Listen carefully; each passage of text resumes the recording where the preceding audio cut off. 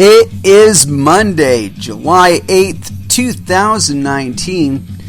It is 8 p.m. Pacific Standard Time, and so you know what time it is. It's time for a little bit of coin metal.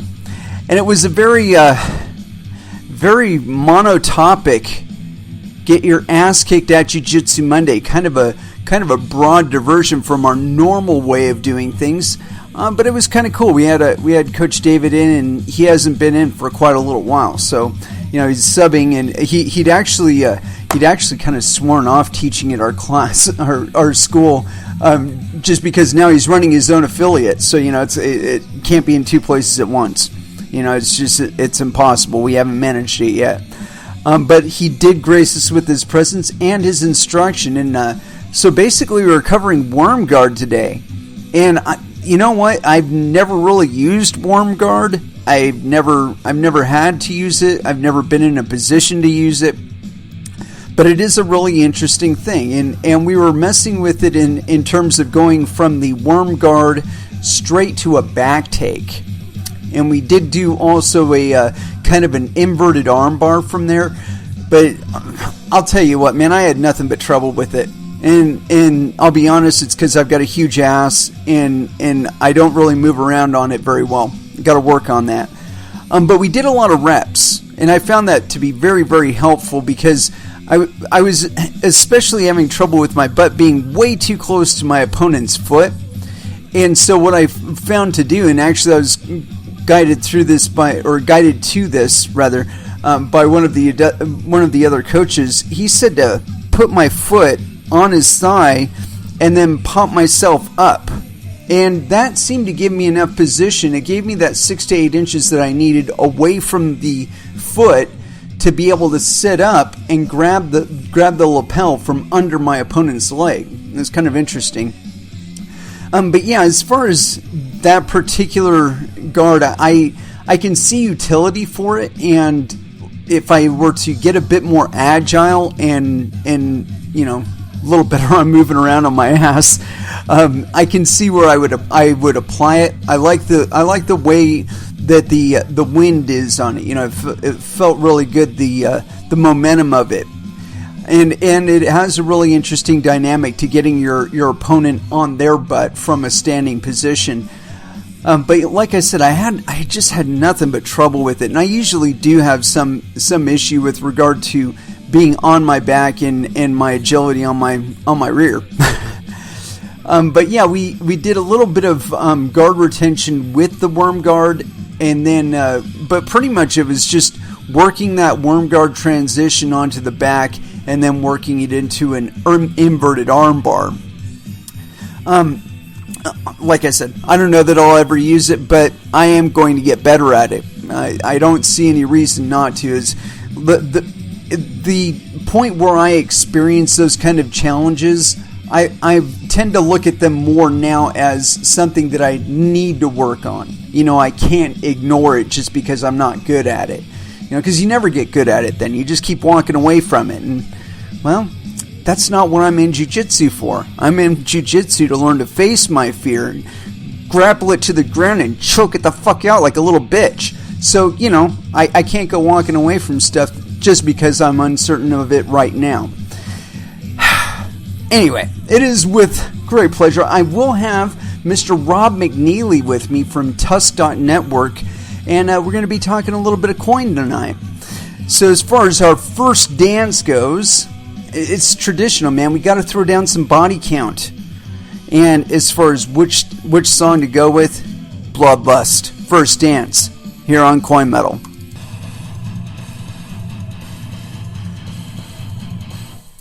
And that was Meshuggah with Concatenation. And so, as promised, I have Mr. Rob McNeally with me from TUSC.NETWORK.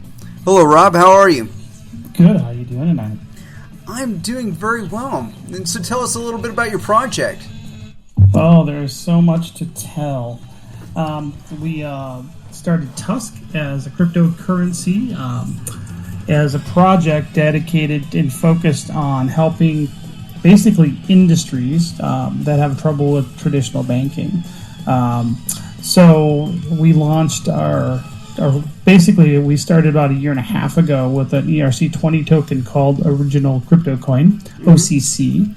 And then after about 6 months of working on that project, we launched the project with no ICO. We launched the project. We didn't ever sell tokens. We're not an illegal security.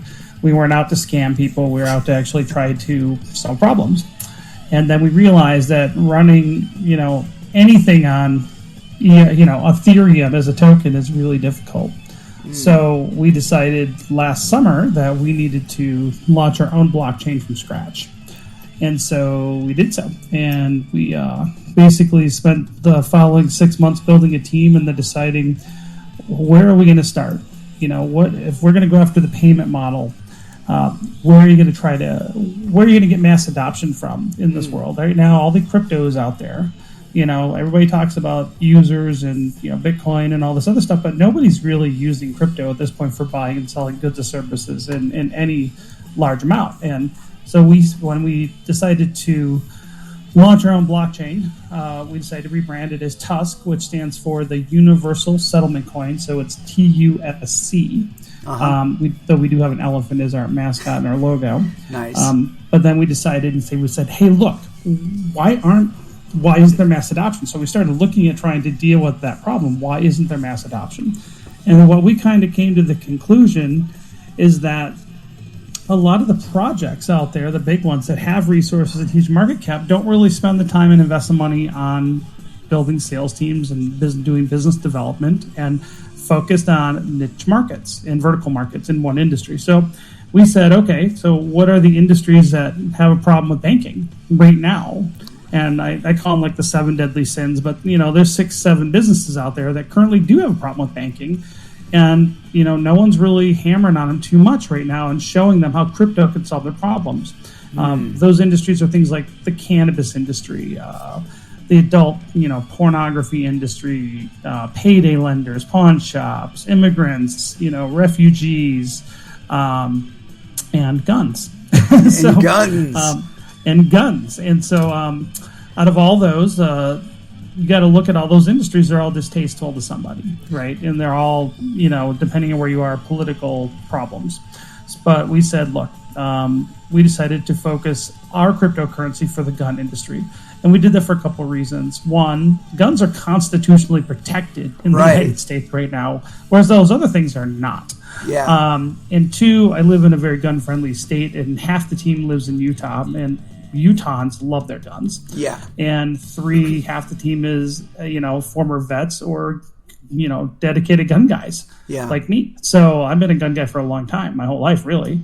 And so guns seem like the natural kind of thing that I could get passionate about. So I take crypto and I take guns and I solve a problem in the gun world because the gun world's getting screwed left and right by banks. Yeah. And they have a recognized problem with traditional banking. And crypto actually solves that. And when you point out this to actual gun retailers, they get really excited because they're really scared about what's happening right now. They're getting debanked and deplatformed, not just with the payments industry and banking, but even with like social media and Salesforce, a CRM software company, just a couple weeks ago decided to get rid of all the gun dealers and gun-related businesses. That's wild. I mean, now, with regard to that, do you consider that to be like a First Amendment issue with regard to the retailer? That they're kind of expressing their First Amendment right by neglecting certain aspects of a market or certain vendors. So we could have a whole show just on public accommodation laws and make the baker bake the cake and that kind of stuff, right? That's all political these days.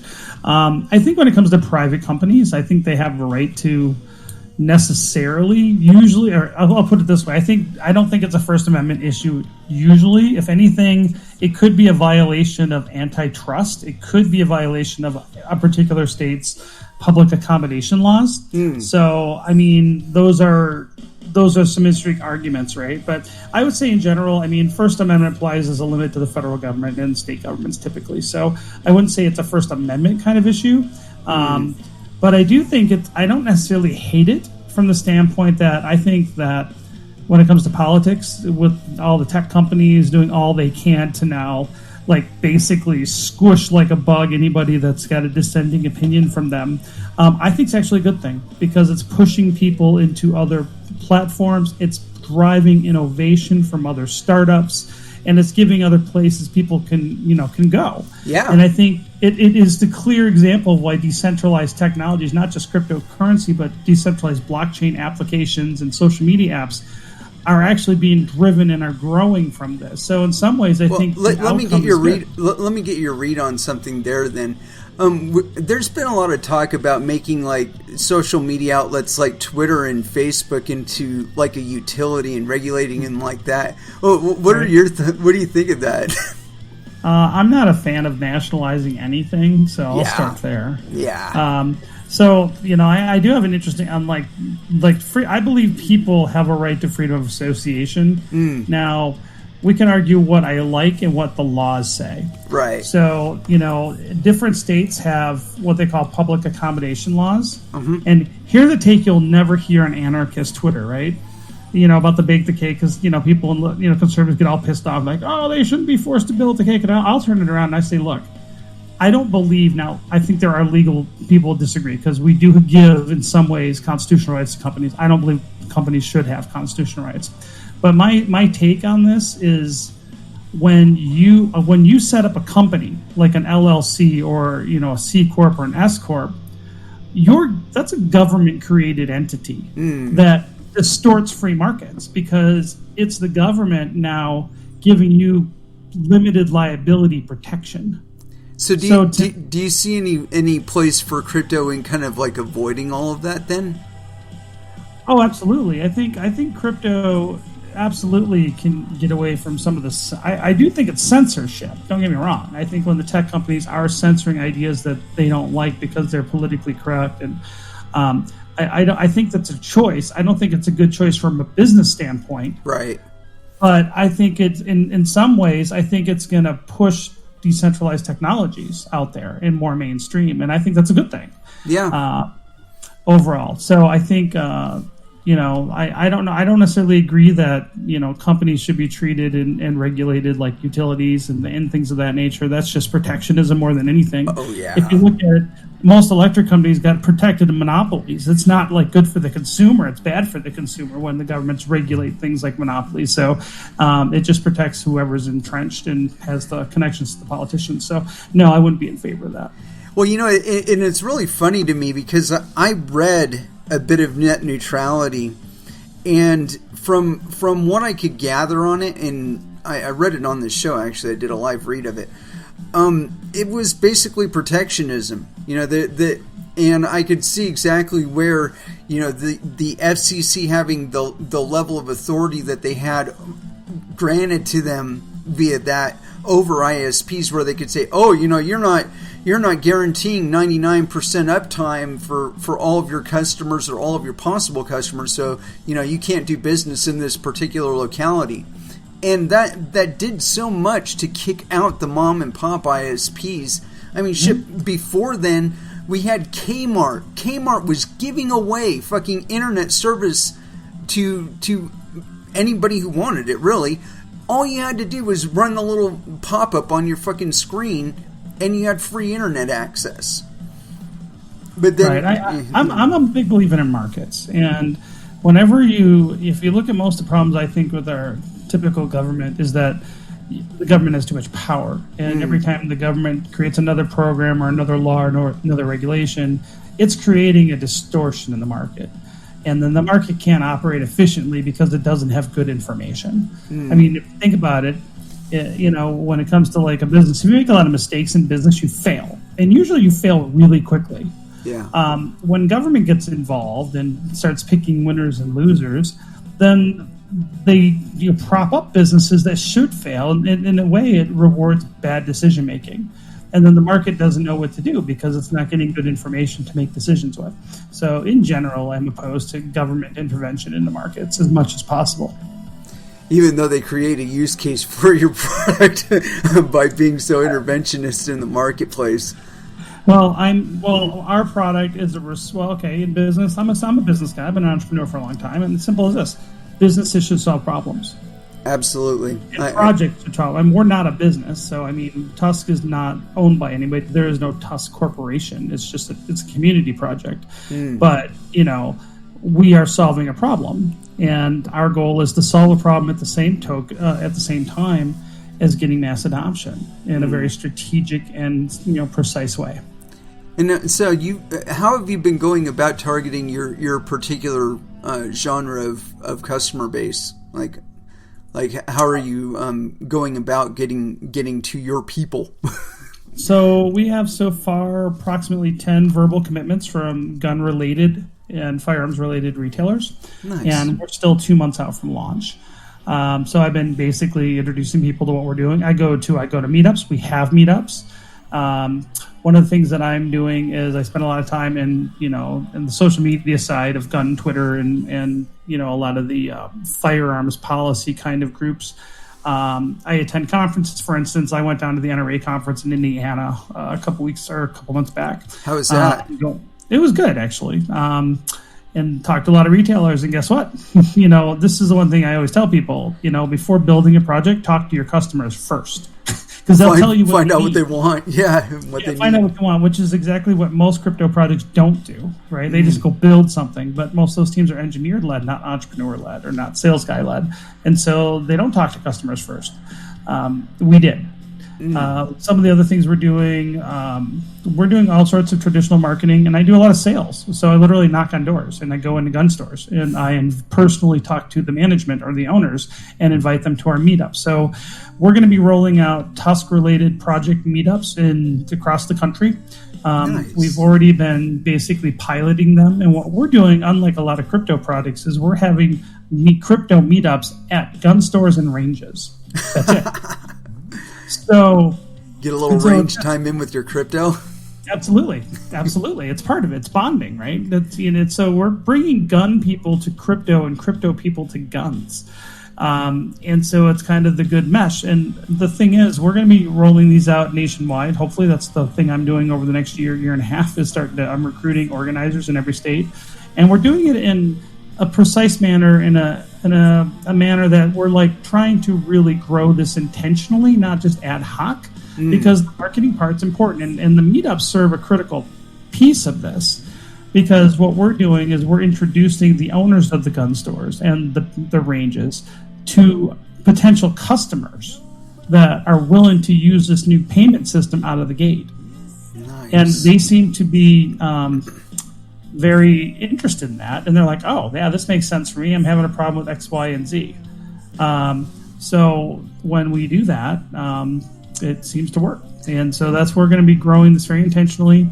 I'm going to a couple events here in the conferences. I'm speaking at conferences at a couple of conferences in the fall. I'm going to a couple of conferences in the fall. I'm doing we have so many gun-related retailers here. They actually have an annual summer shoot in the desert from just retailers. So I got a booth there for us. We have a booth going at the Ogden Balloon Fest in August, they're having a big crypto blockchain technologies sub festival. So we're going to that. So how much of a learning curve are you having to experience at this? I mean, when you're talking to these gun people about crypto, are you having to educate them about crypto first before going into your project, or do they seem kind of savvy to it, or do they have an experience with it? Well, I think gun people are all over the board. So you have some gun people that are really good at online marketing and sales, and they're really good with their e-commerce and their social media, and they have huge Instagram followings. Those guys don't need much discussion about the technology. And in fact, I don't really lead with the technology. I kind of just lead, what can this do for them? Much in a traditional sales approach. And I know a lot of people, especially tech guys and developers, they don't like, salespeople. I like to think of myself as an entrepreneur that kind of gets marketing and sales. I don't like to call myself a sales guy, but what I say is, look, these guys are paying. The one thing a lot of people don't know, and I do know, is that gun dealers, if they get a merchant account, to process, credit cards and things like that, they're paying exorbitant fees compared to other industries because they're considered high risk. Oh, I bet. And, anywhere from 4 to 6%. And on top of monthly fees, they have monthly maintenance fees, a lot of these guys. And then, so we go in and say, look, how would you like 0.5% of a transaction fee? Oh, and by the way, the custom gun industry has a real big problem with chargebacks. Really? And oh yeah, I had the owner of a local gun builder. They're nationally recognized. They're based here in Utah, and I had lunch with the guy not too long ago, and he said, "Man, I just got a $3,800 chargeback because the guy didn't want to wait, and we don't, even if we appeal it, the big credit card companies, they won't give us any benefit of the doubt." That's bull. And it happens a lot. Well, again, if you don't talk to your customer base or your target market, you wouldn't know these things. So when we go in and say, look, this is kind of our pitch. I say, look, how about 0.5 transaction fee or less? How about no chargeback risk whatsoever? How about it doesn't cost you anything to set it up? How about we'll market you free on our merchant directory and through our social media that you're now accepting our project? How about we'll bring customers in our meetups? You know what I'm saying? And to me, I can, and that's that took like about 20 seconds. And if you say those things to a retailer, that's all they care about. Oh, I bet. Okay. I mean, I did retail gun sales down in California, and I'll tell you what, man. We were talking a little bit before the show about like educational experiences, and that one was especially educational. I mean, I was working at a gun store in Los Angeles County. And when the riots happened, it was less than 3 miles down Hawthorne Boulevard from us. I mean, we could get up on the roof of the gun store and see the smoke. So, I mean, I'm thinking we're in Lawndale. We're kind of a target here, because we got all kinds of guns and ammo. And, I mean, we locked down the place for, I don't know, pretty much from that time on in such a way that, we had like bars and shit across the front of the windows and all kinds of shit. But the really interesting thing to me was the experience of the people that were buying guns. I mean, every third person was a bleeding heart, pink fucking bleeding heart liberal buying a gun. And I was like, I was really surprised because during the time when they were pushing the Brady bill, these are the same people that would be like, oh, we got to protect the kids and all this other stuff. And here they are, faced with a very imminent threat, not all that far away from them. They're lining up to buy guns too. And I like I said, it seemed very interesting to me because, you get all this talk on social media and whatnot about trying to disarm certain people or trying to draw a pretext for disarming certain people. And I'm saying to myself, these are the same people that if they were living 3 miles away from the LA riots would be buying fucking guns from me. Well, I think a lot of people virtue signal, and, I'll give you an interesting story back in the day. Like, I've been in the flooring world as my day job in a variety of capacities, but, about 12, 15 years ago, I was a contractor in the Denver market, and I used to do a lot of work in Boulder. And back in the day, everybody was greenwashing everything, right? And so you go to these very, very liberal people's houses, and they'd want a floor, and they're like, I want bamboo because it's green. It's not green. What do you mean it's not green? It's made with formaldehyde glue and put on a boat to go 5,000 miles or 8,000 miles. It's not green. and then they're like, oh, and I want this really fancy finish. I'm like, that's not going to last, and it's 3 times as much. Oh, well, give me the cheap oak floor with the oil-based polyurethane. So it's like, it's amazing how quickly, when it comes down to reality, people say one thing, but, want something very different, typically for themselves. But do you think that might just be a matter of mis-selling things? Like, there's all this push to go to vegetarianism and whatnot, but what they always discount out of vegetarianism is the level of murder that happens in the field when they go and harvest. I mean, I live in an area where there's plenty of agriculture, and you just wouldn't believe it, man. The vultures show up, the crows show up, and just mow down on everything that got ran over in the combine as the crop was harvested. Little deer, rabbits, squirrels, snakes. And it's like that's a lot of fucking murder, man. Not only did you displace those organisms to plant the crop, but then you killed the ones that bothered to come back in the harvest. So, I mean, it's not like there's no violence and there's no murder in vegetarianism, unless it's like grown in a lab or something. But it makes people feel good. Know what I'm saying? I guess. I tried vegetarianism for a couple months, and honestly, I feel like I gained weight. So, and I felt kind of pussified and weak by comparison when I was eating chicken and turkey and all that. Well, I can say that I've reduced my beef intake, but not my meat protein intake, and I've actually felt a lot better. But I was eating way too much beef. I was like eating like a cow every day. Yeah. Well, Probably not good. That will catch up with you. I mean, I did have a period of time where I ate nothing but pizza. No, seriously, go for that, dude. I worked at a pizza joint for about 3 months, and 2.5 months out of that, I ate nothing but like the deluxe large pizza. But what I would do is I'd take it and I'd break it up into small meals. So I take 2 pieces, and that's breakfast, and then 2 pieces, and that was dinner, and that's all I ate for the day. But I mean, it would be like a fully stuffed with meat and veggies and whatnot. So it's not completely nutritionally flat. But I was also running quite a bit too. I was running like 20 miles a week or something like that. So it all evened out. I actually lost weight during that time. So pizza diet it is. It can work. It can work, but it requires a lot of discipline. I mean, you can't be like eating candy and all that other shit on top of it.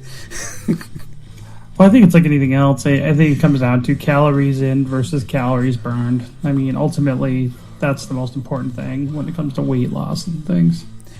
Now, you guys are really supportive of the gun market. What do you think of 3D printing guns? I'm a fan, actually. So I've built guns for a long time. I'm a DIY gun builder. In fact, I recently just got a new really cool jig from 5D Tactical, so I'm all excited. I haven't even used it yet. I don't have a 3D printer now, but it's on my list of things I'm going to get. Uh-huh. So I still like metal guns, so I like to mill more than 3D print. But I think what's really fascinating is I'm kind of a dork when it comes to I'm a maker, so I like to make stuff, and I really dig material science, and some of the filaments they're coming out with that you can 3D print at home now are really getting good. And so I think another year or two with the way the new graphene infused and carbon fiber infused filaments are going to make really, really super reliable guns possible and really cheap printers at home. And I'm a fan. I'm a big fan of people making guns. I think that's part of the culture, right? I mean, the hardcore gun guys, if you're making a gun, you know your gun, you understand the gun, and it's a very different relationship with firearms when you're making them and fiddling with them and upgrading them and understand all the mechanics versus someone who just goes deer hunting one day a year and shoots like 2 rounds, right. Misses, and then go home and get drunk, right? I mean, I think that's what a lot of people think gun culture is, but that's not gun culture. Gun culture is ballistics. It's it's weaponized math. It's concentration. It's focus. It's getting into the outdoors. It's hanging out with friends and things of that nature. And I think people that are not around that just have no idea what they're talking about. Well, I think you're 100% correct on there, and that's probably one of the biggest surprises for me was when I was back in college. I decided to take a gun safety course for my conceal and carry permit. Mm-hmm. And unlike a lot of classes, this was a standard college class. It was 10 weeks, and it ended with finals, and so it was really interesting in that. The vast majority of it had absolutely nothing to do with guns. It had to do with ballistics. It had to do with law, but as far as like the gun section of it, I think all told it was maybe 30% of the course material was actually, guns, handling guns, using guns, footing, all that other stuff. But the bulk of it was other principles of firearms, cleaning your firearm, storing your firearm, what's legal, what's not, carrying, where it's legal, why it's not legal, and so on and so forth. Like I said, it was so much of it was away from the actual, gun material itself. Yeah, and I think that's important. I have to, temper my loathing of government rules and regulations in general. But on the other hand, I really am a big believer in training. If you're going to carry a firearm, shoot a firearm, training is important, and on a regular basis, because the skills are perishable. And so I believe that training is vital for anybody who is into the gun world. But most really hardcore gun guys are regular, routine, taking classes and doing training, and I think that's important. So what do you think about the idea of having high school courses in firearm safety? I believe that's important. In fact, I believe that. I would actually throw EMT courses on top of that as an option. My dad's old high school, when he was a kid, had a range underneath the gym. Yeah. And so that wasn't weird in the 50s and the 40s and stuff back then, because marksmanship was so important and so much more fundamental, especially more rural areas. Yeah. So I absolutely think that, I think the more training, the better. I mean, my kids all have gone, even my youngest is 9, but all my kids have gone through, at least one Appleseed. A couple of my kids have gone through 2. What's Appleseed? Project Appleseed? Oh, you should check it out. Project Appleseed is a nationwide nonprofit that's dedicated to educating people about the Revolutionary War and teaching traditional marksmanship. And they use 10-22 Rugers with aperture sights on them. Nice. And the classes are cheap. They're 2-day classes for like $60 plus your ammo for 2 solid days of training. And they do them in every state, in almost every major area.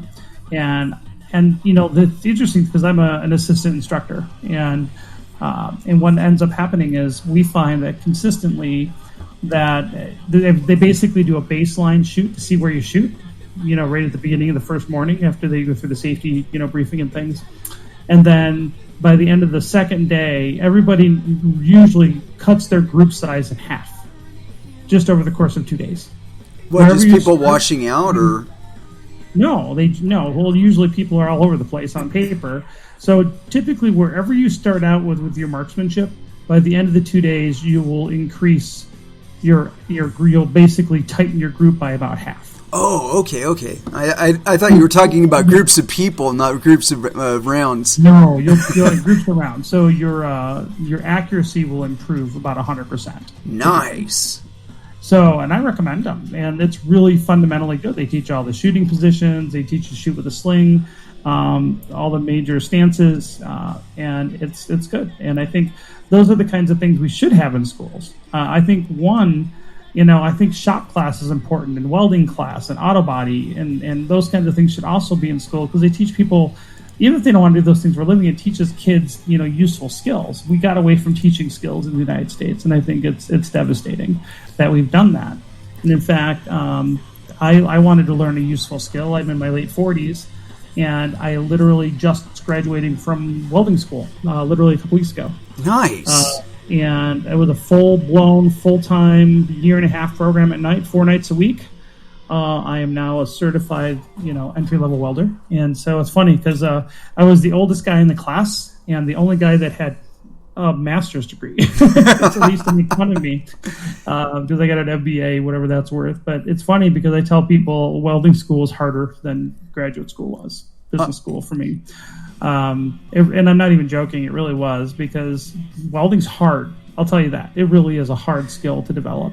And the thing I'm not is patient, and welding requires patience and fine motor skills, dexterity, which I don't have great fine motor skills. So to me, I was not the best student in the class. I'm a decent welder. I can make stuff, and that's what I wanted to do. And I do a little bit of art and sculptures and stuff on the side. And I just wanted to take my hobby and making stuff to the next level. But to me, it was actually really refreshing. I got this theory about self-confidence.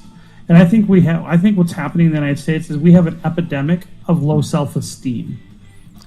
I think you might be right there. I'm training in jiu-jitsu, and that's like a big part of the challenge, and probably the biggest things when people are first coming into the school, they're there always seems to be like a social anxiety level, and I think it's what you're talking about there, or at least I see it expressed as that people aren't really all that comfortable, because they're not very confident in themselves. And then, it's something that develops over time. Well, I think this is my take, and I am not a social psychologist or... Neither am I, for that matter. This is my opinion, right? Right. I believe true self-esteem comes from personal achievement, personal skill development, learning to do things, having... If it's simple as what value can you offer somebody else, And I think what's happened is that, and I do blame government and education for this in a lot of respects, but what I see out there is that everybody's special in their own special way. Everything's a group project now in schools, even in college. Everything's a group project. There's no independent work. Everything's a group project. Everybody shares the grade. Everybody shares the crayons. Everybody gets a medal. And I think what ends up happening on top of that is that they tell the kids they're great because the focus is building their self-esteem. But the problem is they've built their self-esteem on nothing. Yeah. It's a false sense of, it's a false self-esteem. So what I think is happening, and I think it's really bad for the millennials, and I do think that in a lot of ways the millennials are getting screwed, is that they've been told their whole life they're great. They've had a very pampered and spoiled life in many cases. And then when they get out in the real world's hard, and they don't have any skills, and they're not very marketable. And then they were duped into taking a stupid amount of money out for student loans to, follow their passion in whatever, without regard to the return on investment on their education. So now they're sitting on a time bomb full of student loan debt. They don't have any self-esteem because they really don't have any skills. And now they're suffering. And I think that is why I think depression is so high, and I think low self-esteem is so high. I believe it's just our culture has created this monstrosity. I don't know how to fix it, and so unless everybody goes to welding school or jiu-jitsu school. I'm not sure what to do about that. But it seems to be an epidemic right now. I think you're right there, and you tapped on a lot of things that resonated with me there. I think that the shame of it is that we've never had more tools to make things and express with. And it's funny you should tap on that, because I talked about this a long time ago on this show, that I thought a lot of people that were in law and contract and whatever, that they should be learning macrame, because selling their macrame online will probably make them more money than trying to follow a law degree or a law path in the near future. That there's so much that we can do with regard to the securing of the funds, going from one person to another. I mean, dude, there are people that have built their entire career about making sure all the checked boxes are set for a transition of funds from one person to another. And now we can replace that with a few lines of code. So it's like, when you're talking about it in those terms and things like smart contracts, I don't need a lawyer to arbitrate a transaction for me or an agreement for me if I can put it into a smart contract form. Here's the thing. I don't think lawyers are going away at all. And part of my day job, I deal with lawyers all the time. And you know what? People are going to still try to be scams. People are still going to be disingenuous. People are still going to commit fraud. So I mean, and I think this is part of the problem with blockchain is the trustlessness thing is a problem. And how so? Because people buy from people they know, like, and trust. They want to trust people, and they want to do business with people they trust. And it's hard to trust people online that you don't know, especially when they're an avatar of a monkey. So I think there's always going to be civil litigation. Maybe some of the contract part might be put out, but I mean, they said the same thing about LegalZoom like 20 years ago, right? LegalZoom was going to put all these. It hasn't at all, because it's like TurboTax hasn't put CPAs out of business. No, because, go ahead. It does the simple stuff. But it doesn't give you strategy. You know what I'm saying? Right. It's good for an 1040 EZ. But when you start getting into, I wouldn't even trust my software to do my own taxes. That's why I have a CPA firm, and they tell me the strategies I should employ and the likelihood this will get you in trouble or that won't get you in trouble, or So I think that the role of lawyers may shift a little bit. I think maybe some areas of expertise might go on, but turn it around.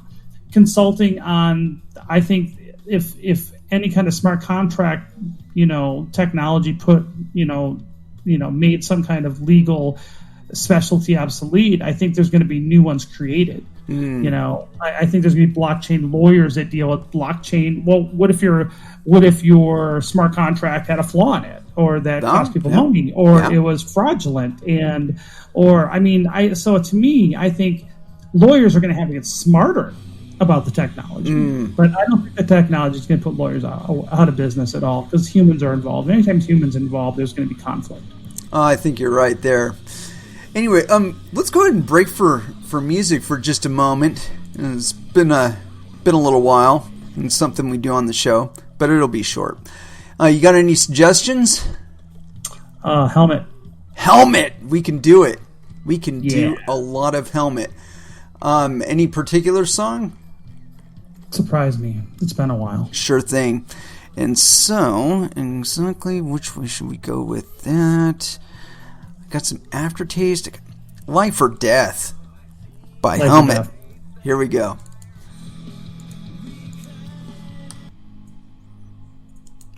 And that was Sixth with The Aura. And so I'm here with Mr. Rob McNeally.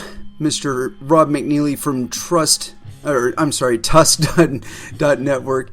Elephant. Think elephant. Elephant. And so we were talking a bit about the crypto sphere and crypto Twitter and how all that goes. And so what are your thoughts about it?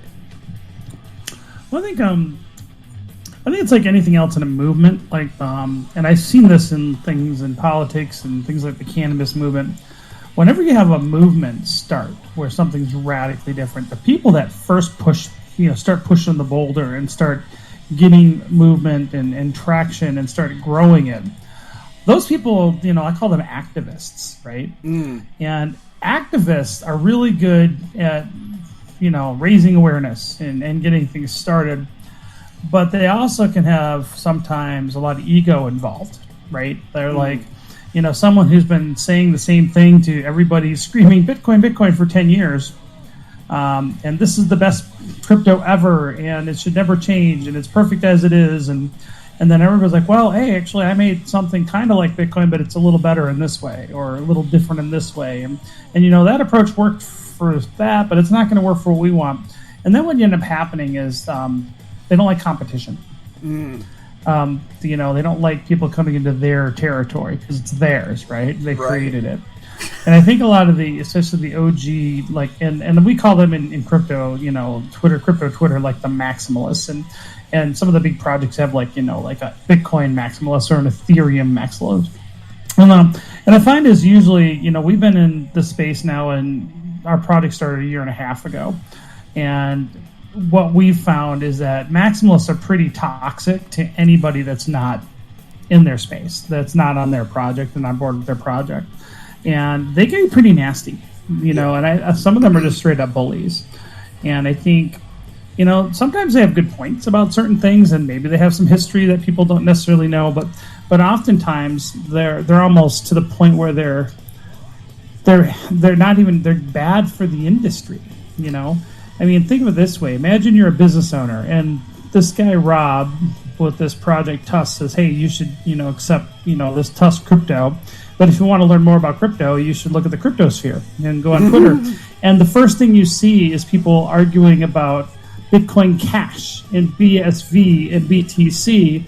And then you got like the weird, there's other, the weird uncles in the room that are just like the weird crypto doggies and the crypto kitties, and then you got the traders that just have avatars of random mammals, and these people are not nice. And so when you see the bickering, which is like high school, between which project do you want to, whose project's got a bigger penis, right? That's what it comes down to. And it's like, that's not good for business. The business owner who's like, I got a problem with chargebacks, I don't want to know what the crypto dog man says about it. about, I want to know, does your crypto solve my problem? Yeah. And me, I learned early on, I was trying to befriend some of these people and, on Twitter and things like that. And I found these people, some of them are really just straight up bullies. It does seem that way. It does seem that way, that there's some people that are very aggressive in their perspective of things. But I think that it's funny because I've been here pretty much the whole time with regard to like crypto Twitter and the different spaces and whatnot.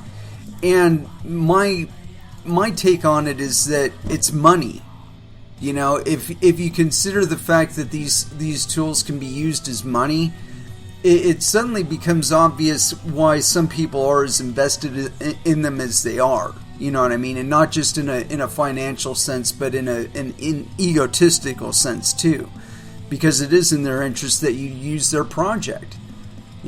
Sure. Well, I think part of the problem is I also see out there is a lot of these guys, they conflate terms a lot. Like they say Bitcoin users. Mm-hmm. Well, that means to them anybody who's got Bitcoin in a wallet. And that doesn't, and most of the people I see in crypto, and this is across most projects, people are investing in crypto right now. Yeah. Right? It's high risk investing. And that's all it is at this point. Because no one has cracked the mass adoption, retail sales for payments kind of like nut yet. It just hasn't happened. Well, and I think there's reason for it, but they'll say, well, Bitcoin's got all these users. I'm like, no, you don't have users. You have, some people use it for buying and selling goods, but most people don't. And here's when this is where you're going to know when mass adoption is occurring, because retailers are going to complain about the accounting. And you don't hear anybody complaining about the accounting of taking crypto yet. And I believe that the accounting rules and how the U.S. government, the IRS, currently treats crypto in the United States actually creates the biggest barrier to entry, or at least the barrier to adoption that I see. It's not the SEC. I think it's the IRS. But no one's even talking about that for the most part because it's not an issue yet, because there's not mass adoption. Well, I think that might be a mild misread in that most of the markets that are using cryptocurrency as a medium of exchange are typically not reporting their taxes. Well, I would say this as a former retailer, and yes, I agree with you. I think but what you're seeing for the most part is mom and pops that might get a onesie or twosie here or there, and it's just pocket money.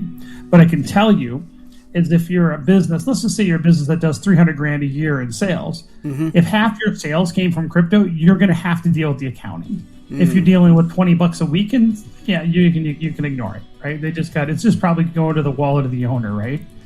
Well, but one of the biggest retailers in the world that accepts cryptos, and they accept more than one, is Overstock. They're one of the biggest online retailers on the planet that takes crypto. Mm-hmm. And I know for a fact that they do anywhere from 20 to 80K a week in sales with all cryptos that they accept.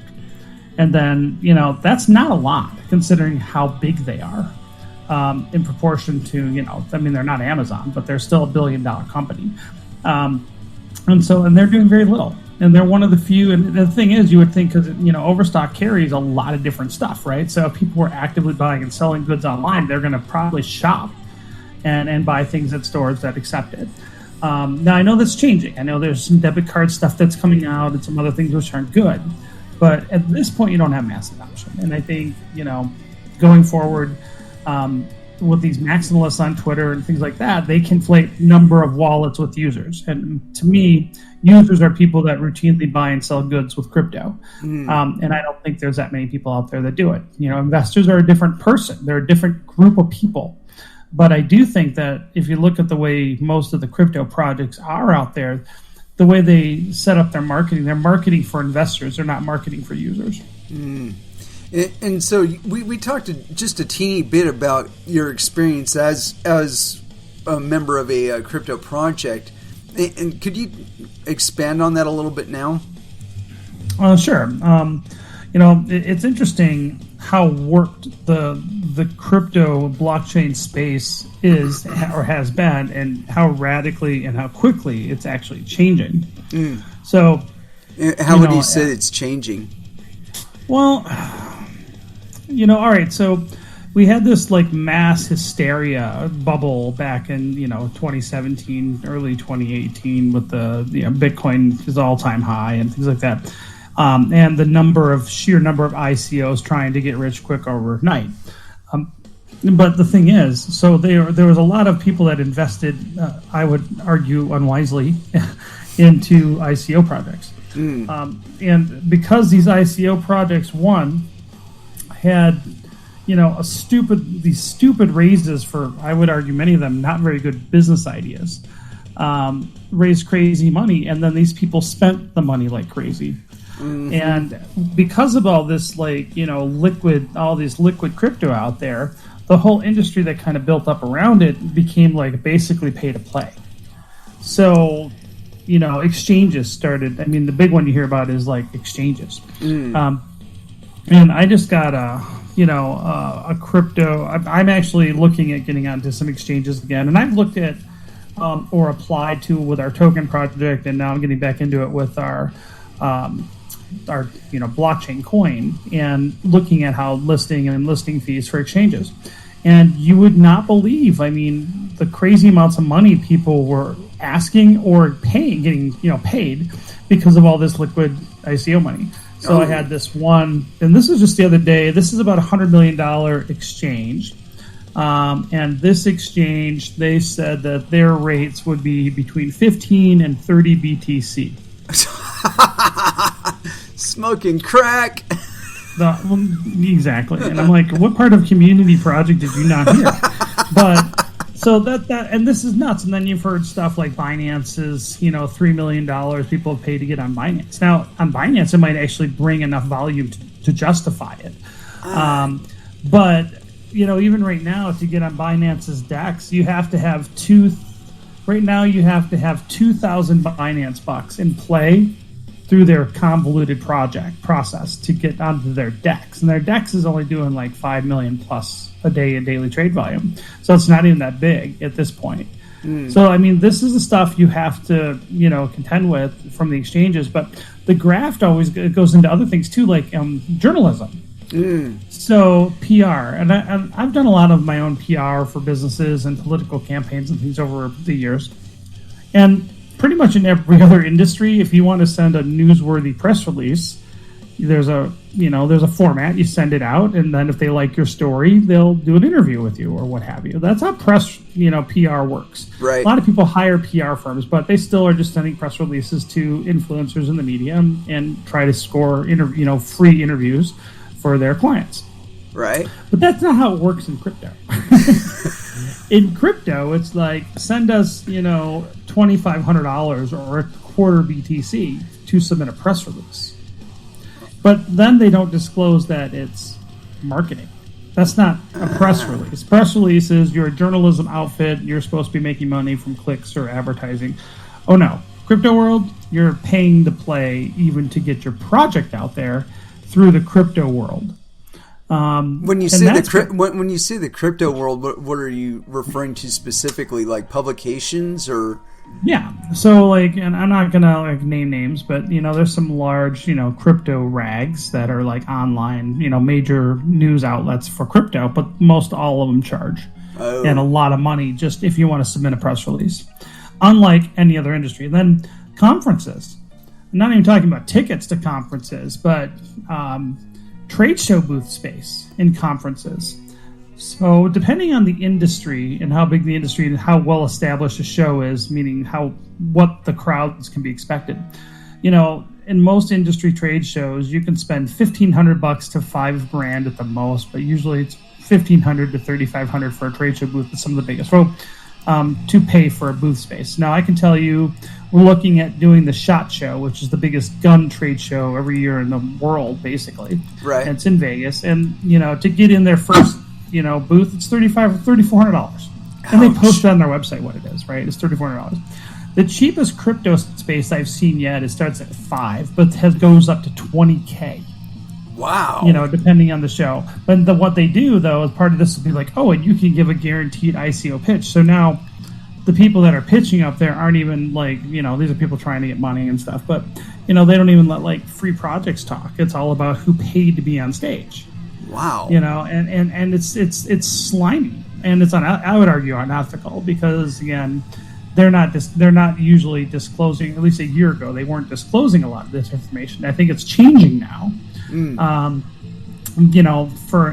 think part of the problem is the ICO money's drying up, and so. So wait, the VCs aren't throwing money hand over fist at ICOs anymore? I think in other countries they're getting away with it, but I think the ICO world's dead in the United States. That's not going to happen. You're not going to have startups trying to raise money from retail investors in the U.S. again. Well, unless you're like a crowd platform or something. I'll be honest. I had never really approved of the ICO model. I mean, I can understand where the model itself can have utility, but in application to launching a cryptocurrency, the whole, like, the way that we did it back in Alt Bloom 1.0, that I call it anyway, was we had IRC channels, we had fucking Twitter handles and Facebook accounts and shit, and we just put it out that way. I mean, it's like we gave coins away.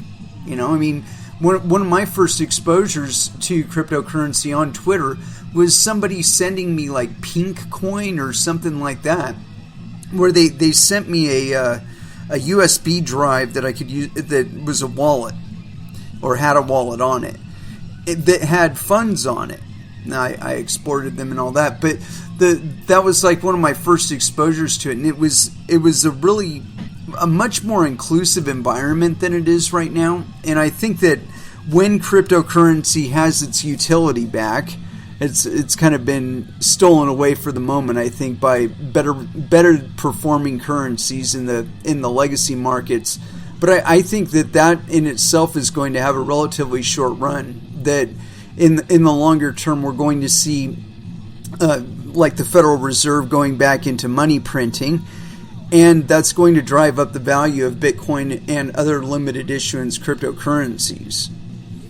Well, I agree with you on that. And to me, I think that there are certainly lots of business models that could be around, the crypto space. And I think there's lots of blockchain ideas that could do fundraising.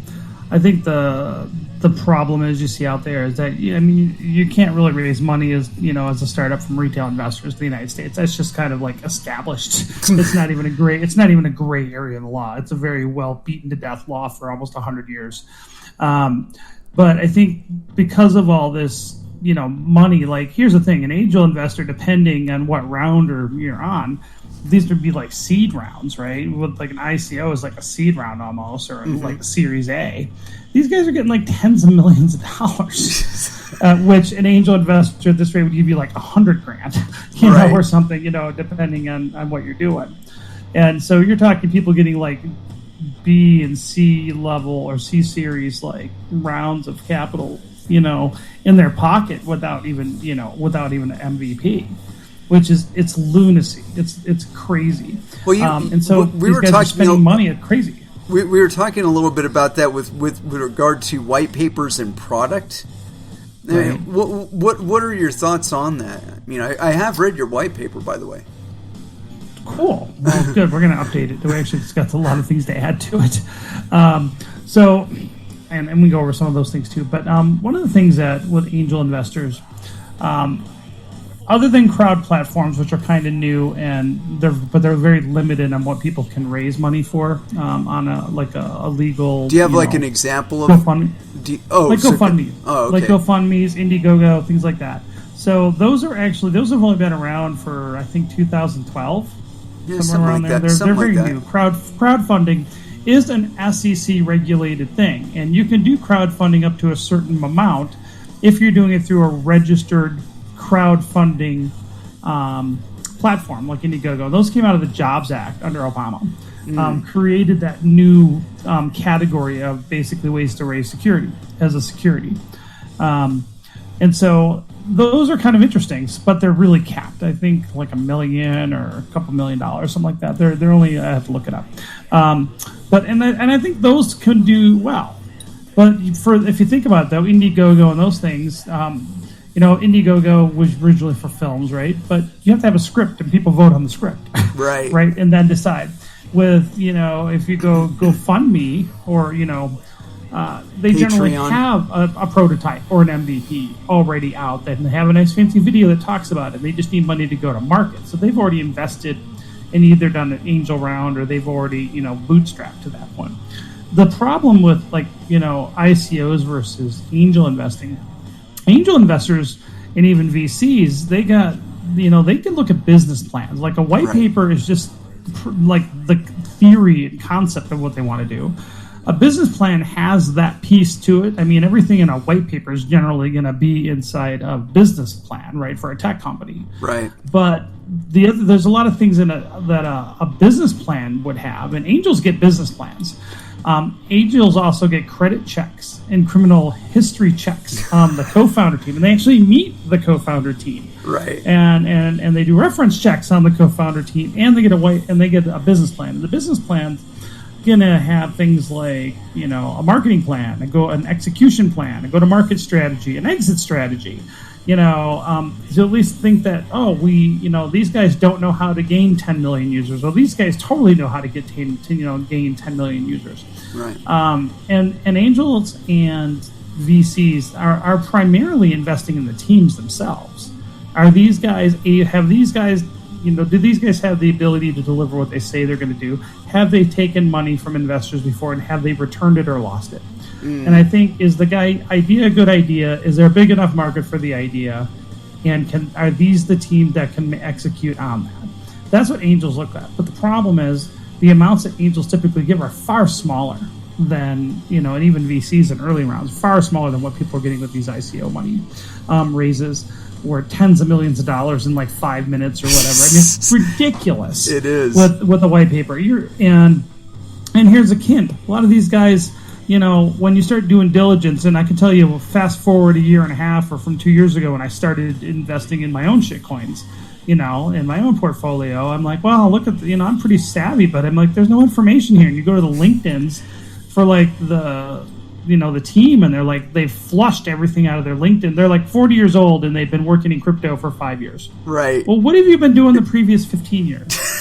I want to know. See, if you look at my LinkedIn, I don't scrub what I do for a living. Yeah. I have a full-time consulting company during the day. Okay. I don't hide that I've done that. Yeah. And I don't hide that I have a life outside of crypto. And I have a history of doing different things. And so to me, I've never hid that. Well, you can imagine why people would hide it, though, is that they don't want you to be able to investigate their background, talk to your contacts and be like, hey, yo, is this guy cool, or is he ripping you off, or... Well, this guy was like pitching, selling phones at a kiosk in the mall like 3 years ago. But now you're going to give him $20 million or $50 million for an idea in a white paper. But that's the lunacy we had. And the problem is, it's easy to get FOMO'd out and get caught up. And when you're like, Bitcoin's gone up $4,000 in an hour. I mean, who the hell doesn't get excited about that, right? It's like being on like meth for 2 days straight because you just keep reading refresh and playing market cap. Hey, I've been there, man. I'm not going to disagree. That's what got me excited about doing a crypto project to begin with. Wow, there's some interesting opportunities here. And I wanted to learn more about the space. I mean, that was the original genesis of why don't we just do it? Because we're seeing people that are like, because we were reading white papers and trying to investigate teams, and I'm like, I wouldn't give that guy any money, but I would look at this guy. This idea is great, but I don't like these guys, so I really, even early on, I would be saying, look at the team. These guys have never actually run a company before. Maybe they should be running a company before you give them $50 million. And some of them, and fast forwarding and in hindsight's always informative, but looking back now, these guys they didn't cash any of that investment out of the Ethereum or the BTC for their raises, and then they just wrote it down 90%. So all the money they were supposed to be using to build their business and their product, they lost it all just because they just didn't invest it. Yeah. Or they didn't cash it out, which is ridiculous. My wife Christy, she's really, really brilliant. She's a co-founder on TUSC and OCC, so she's been in since the beginning as well. And it's funny because we'd be looking together like, what's going on? I mean, I wouldn't give this guy. It's funny. My biggest, and I do some trading even now, and our biggest hit, the biggest success we had, believe it or not, was with TRX. Of all things. Yeah. And I remember the refrain, friends don't let friends buy Tron. Well, when you buy it at a half a cent and sell it at like 15, it's okay. Oh, yeah. But you know what made me sell it? What? He did one of those announcements videos, and I would have probably lost it all. I probably would have just held on to it for a while and just hold, because I'm not a trader. I'm not a day trader. I'm like a holder. I like to save things. Right. And we watched we were waiting for one of his big announcement live streams, and my wife and I are sitting there getting excited. Well, let's see what this guy's going to do. He's going to give us a big, blah, blah, blah. And then he sat there for like 40 minutes and said like nothing. And then I said, sell it all right now. What do you mean? Get rid of it. I go, if you met that guy at a pitch event, would you give him $5? He's like, not a chance in hell. And I go, sell it all now. And it all went, and it was like, and that was like my gut instinct, because I'm like, because when you can see someone talking live and you get their hype, and I'm like, this is just all horse shit. Yeah. Kind of thing. Now, I still think, because it's got so much momentum now, I think people who are really good at trading, I think there's still a lot of opportunity in trade things like Tron and Doge and things like that. Ones that don't have a clear market and don't have a clear purpose. Dude, Doge has plenty of purpose. They've got 10 times the throughput capacity of Bitcoin. And, dude, I'm telling you, Bitcoin... I'm anti-Doge. I'm just saying, No, I mean, it started out as a joke, and I think Palmer's kind of kicking his ass for getting rid of his Doge, I'm sure. I wouldn't doubt it. He's really bitter, too, if you ever watch him on Twitter. This guy's really bitter. I would say... Doge will prove its utility. I believe this.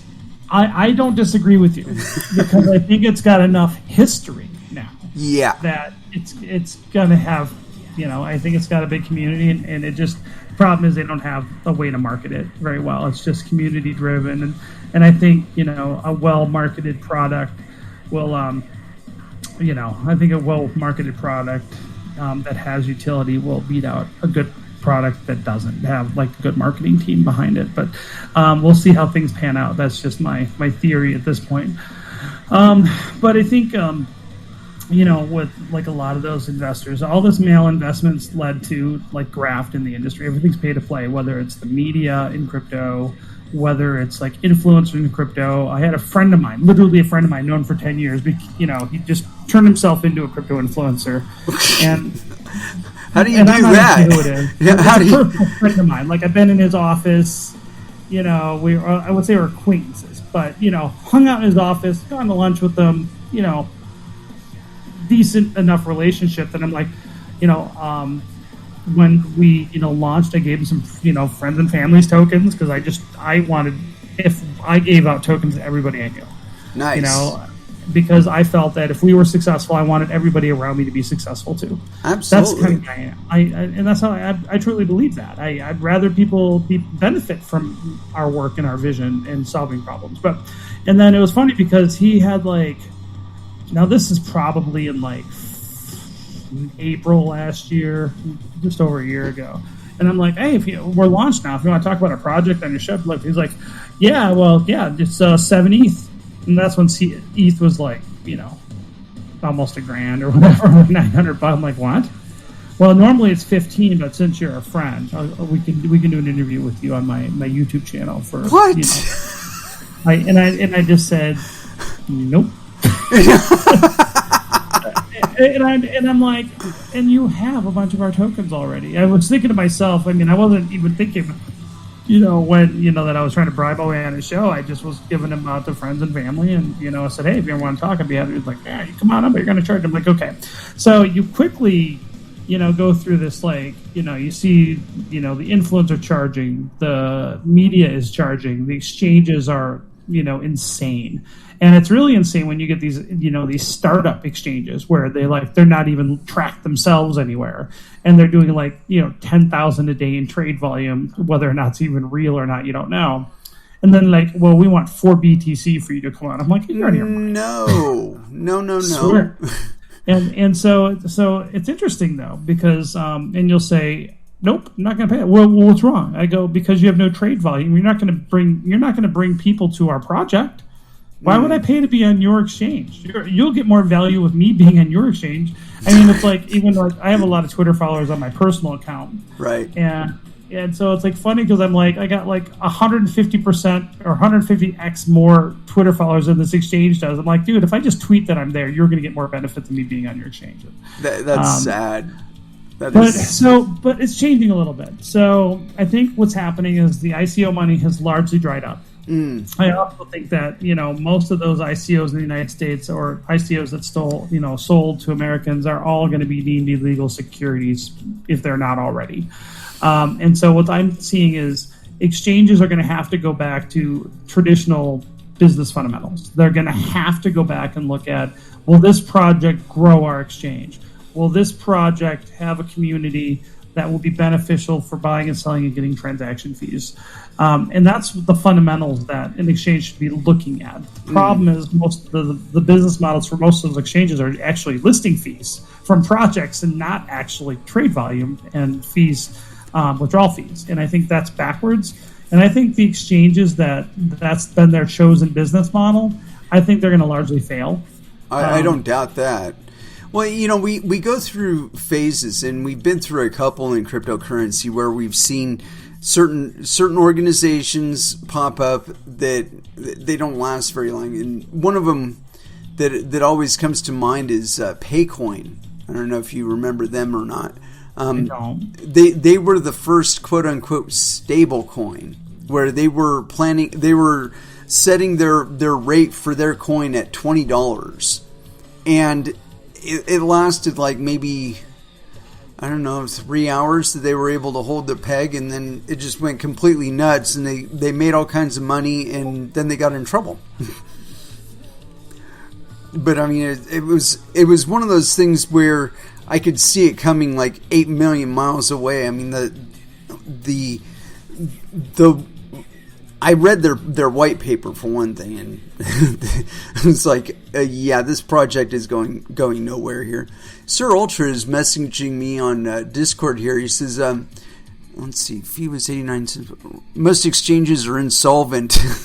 Just wait till some get audited. Not many have reserves of funds. I don't doubt that at all, Sir Ultra. I don't doubt that at all. Well, I know. I don't want to go there. But I know. Well, I don't want to step in. Oh no, I understand. But I know a lot of people in the space, and sometimes I look at their business model, and I'm like, how are you going to make money? And think about this from an exchange standpoint.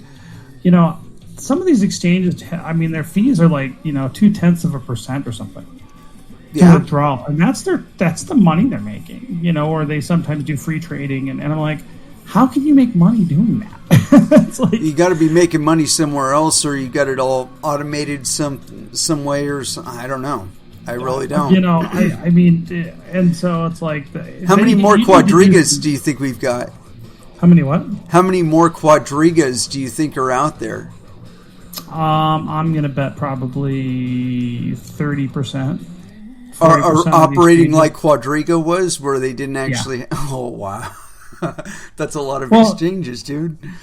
Yeah, I mean, there's actually quite a few. So, I like CoinGecko.com more than I do CoinMarketCap, because they're a little more fair. They'll list everybody, whether it's an exchange or a coin. So they have like 5,100 coins, and they list 353 exchanges. On there. So if you're looking at like smaller projects, and CoinMarketCap's another thing, right? Just trying to get on some of these trackers is like, a pain. Like, oh, we don't, like in a lot of and I don't care about CoinMarketCap, but the problem is that it's still considered the de facto gold standard for crypto reporting, even though I don't think it's that great of a website. And if you're not listed on there and tracked by CoinMarketCap, most people don't have confidence in your project. Now, I think that's changing too, because I think CoinGecko, which came after it, is growing quickly. And I think it's a much better site, much better tools, and I can, they list people more realistically. Do they list that's you? another one of those gatekeepers, right? It's like these weird pay-to-play gatekeepers where, well, we don't like your project, so we're not going to like list you. But then they'll it's so subjective. Like we had at our peak, we were in the millions in market cap, and I think we had a couple weeks back last summer where we're doing like 60 grand a day in trade volume, and they wouldn't list us. I've applied to CoinMarketCap like a dozen times, literally, almost every month since we launched, and they're like, well, wait till you grow. And then you look at all the coins they're listing, and these coins have like $300 in trade volume for the previous weeks, $500 a day, 1,000. I mean, it's like no different than us. Yeah. So, it's another one of those weird things, like in this space, like you can't even sometimes get the attention unless you were one of these crazy ICO projects out there. So how many exchanges are you guys on right now? Currently, we're on 8 exchanges indexes, I think. We just, we've been on 2, so since we've started, 2 of the exchanges we were on did exit scams since we've been in this business. 2 of them. One of them just did one like 3 weeks ago, called XX. And it's weird because I actually was in direct communication with the team. They were supposedly in Estonia and like legitimate. And we went down, and I mean, I didn't pay anything to them. So the exchanges we're on, I've not paid any money to any exchanges to be on right now. Good. The biggest exchange we're on is Mercatox. They're like a $20 million a day exchange. But XX, we got on there like last fall. And they listed us, and all of a sudden, like a couple weeks ago, they said we're going to go down for maintenance, and then they never came back. And usually, like their CTO, I could telegram him routinely on things, and they just left. And their group, they're not answering their group. They can't really get anything off their exchange, and some of their wallets, people like posted the hot wallet Etherscan addresses for their hot wallets, and all these tokens are just floating off out of their own hot wallets to various wallets somewhere else now. So what do you? I've seen 2 exchanges go down. So what do you think of Quadriga? I think it was a mismanaged scam, but if you look at the history of the guys involved, they were scammers before they even started doing that. They had other scams before. So that cotton guy, it's like anything else. Like the proof is, I would say, this is where background checks are important. Even a LinkedIn background check can give you some idea. But that's where like criminal background checks, credit checks, things of that nature, looking at references, if you have a vast wasteland of questionable, dubious kind of behaviors and things, you could look at some of the major projects now that are run by, certain individuals that have done, some crazy, and there's just a lot of people in the space right now that have all sorts of dubious histories of fraud and manipulation and things. Yeah, well, the Quadriga one really got me, and like you're saying about a background check, that one would have been raised so many damn red flags. The guy that was supposedly the CEO did 3 years for identity theft and bank fraud. So so now imagine this though, okay, and this is why I don't think the guy is dead. All right, his previous job was identity theft and bank fraud. And he's got the AML KYC data for 150,000 or 115,000 Canadians. If you were an identity thief and you had that much access to that kind of data, do you think you might be able to fake your own death? Well, that's the thing that's interesting. In Egypt? You go down that rabbit hole and people say you're just like a conspiracy theorist, but, you can get everything done in India, in a third world nation like India. Everything is bribed. You can get anything done in India if you got money. You fake your own death. Yeah, I bet you he's in a beach in Thailand or something. That's my feeling on it, really, is that the guy is still alive, and pretty much everybody that was in the executive level is involved in it in some way, shape, or form. But so what do you think his ex-wife is doing? They left her flying or what? She's cashed out, man. She's hid away in Hong Kong somewhere. No, she's still in Canada. She's still dealing with it. No way. Mm-hmm. Oh, that's tragic, dude. That's the part that didn't make sense. That's just tragic. She must not have known anything. She must have been like the legit person, like how they got all the base for their banking and shit. Yeah. I mean, it looked like that was just a slow, it looked to me I've been reading some of those documents. I kind of am a nerd when it comes to reading legal documents, and because of my day job, it's part of what I do. And I've been looking at a lot of these complaints and stuff, and I'm like, oh yeah. I mean, there's a lot of fishy stuff, but it looks like from whatever the liquidator or the executor is looking at, they were literally withdrawing to random wallets all the time, to different exchanges all the time. It looked like they were just skimming from day one. Yeah, well, and that was the thing, is that the review of the quote-unquote cold wallets showed them to be hot wallets according to their activity level. And so that's just like, red flag number one. Yeah, well, if they're using the hot wallets for their reserves, then they probably don't have reserves. So it's well, it's like what we were saying about illiquidity and some of the exchanges out there.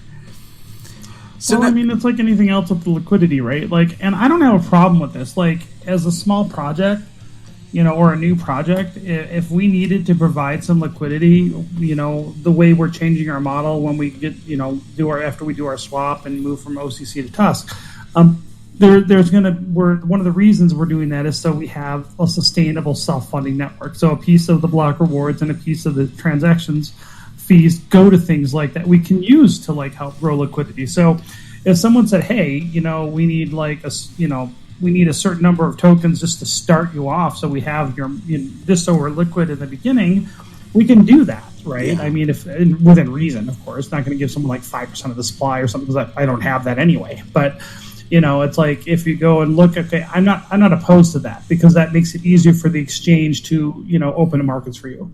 The problem you're seeing is a lot of places want both. Like a third-party wallet provider. There's a big one like coin payments.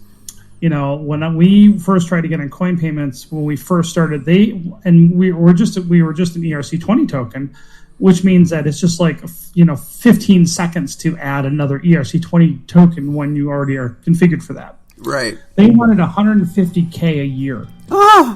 To list our ERC20 token. And remember, we didn't do a token sale, right? Bite my hiney. And then on top of that, they wanted 10 ETH worth of for gas. No. Fee. So on top of that, they're not even going to pay the gas. You got to pay your own gas, which is essentially liquidity, right? And they wanted $150K a year. And I'm like, and it's funny because they're down to I think they're down to 10 or 12,000 a year or something. Oh, that's sad. But I told them to go after themselves. I would still tell them, yeah.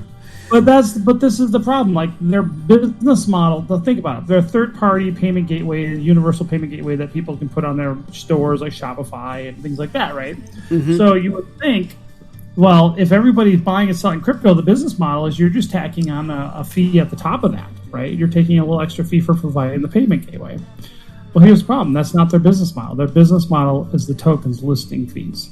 Yeah. And that tells you two things. One, in a normal payment system, that little transaction fee for running your third-party payment system should be a lot of money if there's actual trade volume. It might be a differential of regulatory friction. But it should still be the business model. But the problem is they're charging these exorbitant fees because there is nobody really using their payment gateways. What I'm saying there though is that if they could be facing regulatory friction on the payment gateway end of it, and things with money transmitter licenses and so on and so forth. Absolutely. Well, and that's probably why they're adopting the other payment model, is because it doesn't expose them to that kind of friction. Well, they are there. That is the payment model, though. They are doing the transmission. They still are, moving the stuff around, and they got the banking relationship, so they are a money transmitter under American law. Coin Payments is a Canadian company, so I don't know what laws, I don't know what registrations they hold or not. But this is why I'm real excited about one of our TUSC partners, which is a company based in Utah called NumFX and PureFX.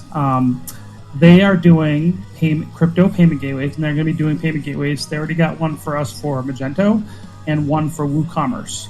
Now, the cool thing about it is they're just selling the plugins. They're not doing any of the money transmitting. They're not hosting it. They're not getting a piece of the action. They're just selling the plugins. And you host it on your own site. That's good. Well, it's good on a couple different ways because, like BitPay and like Token Pay and some of these other things, they actually, because of the banking relationship, actually in their terms of service prevent guns from being used. So So if you're a gun store and you wanted to use BitPay and just take Bitcoin, you can't do it. BitPay will not allow it in their terms of service. That's sad. It's true, though. So this is where you start going, okay, so let's just say, you want to create a system that can't be shut down for payments for any industry, but we're picking the gun industry because it's constitutionally protected, But now we can say, look, Shopify last summer shut down all their gun retailers. Mm-hmm. Even a lot of the accessory makers, they want nothing to do with guns. Their CEO wrote a big letter saying how much he hated guns, And so we're like, okay, so Shopify's out. That's a big part of the shopping cart world for online commerce.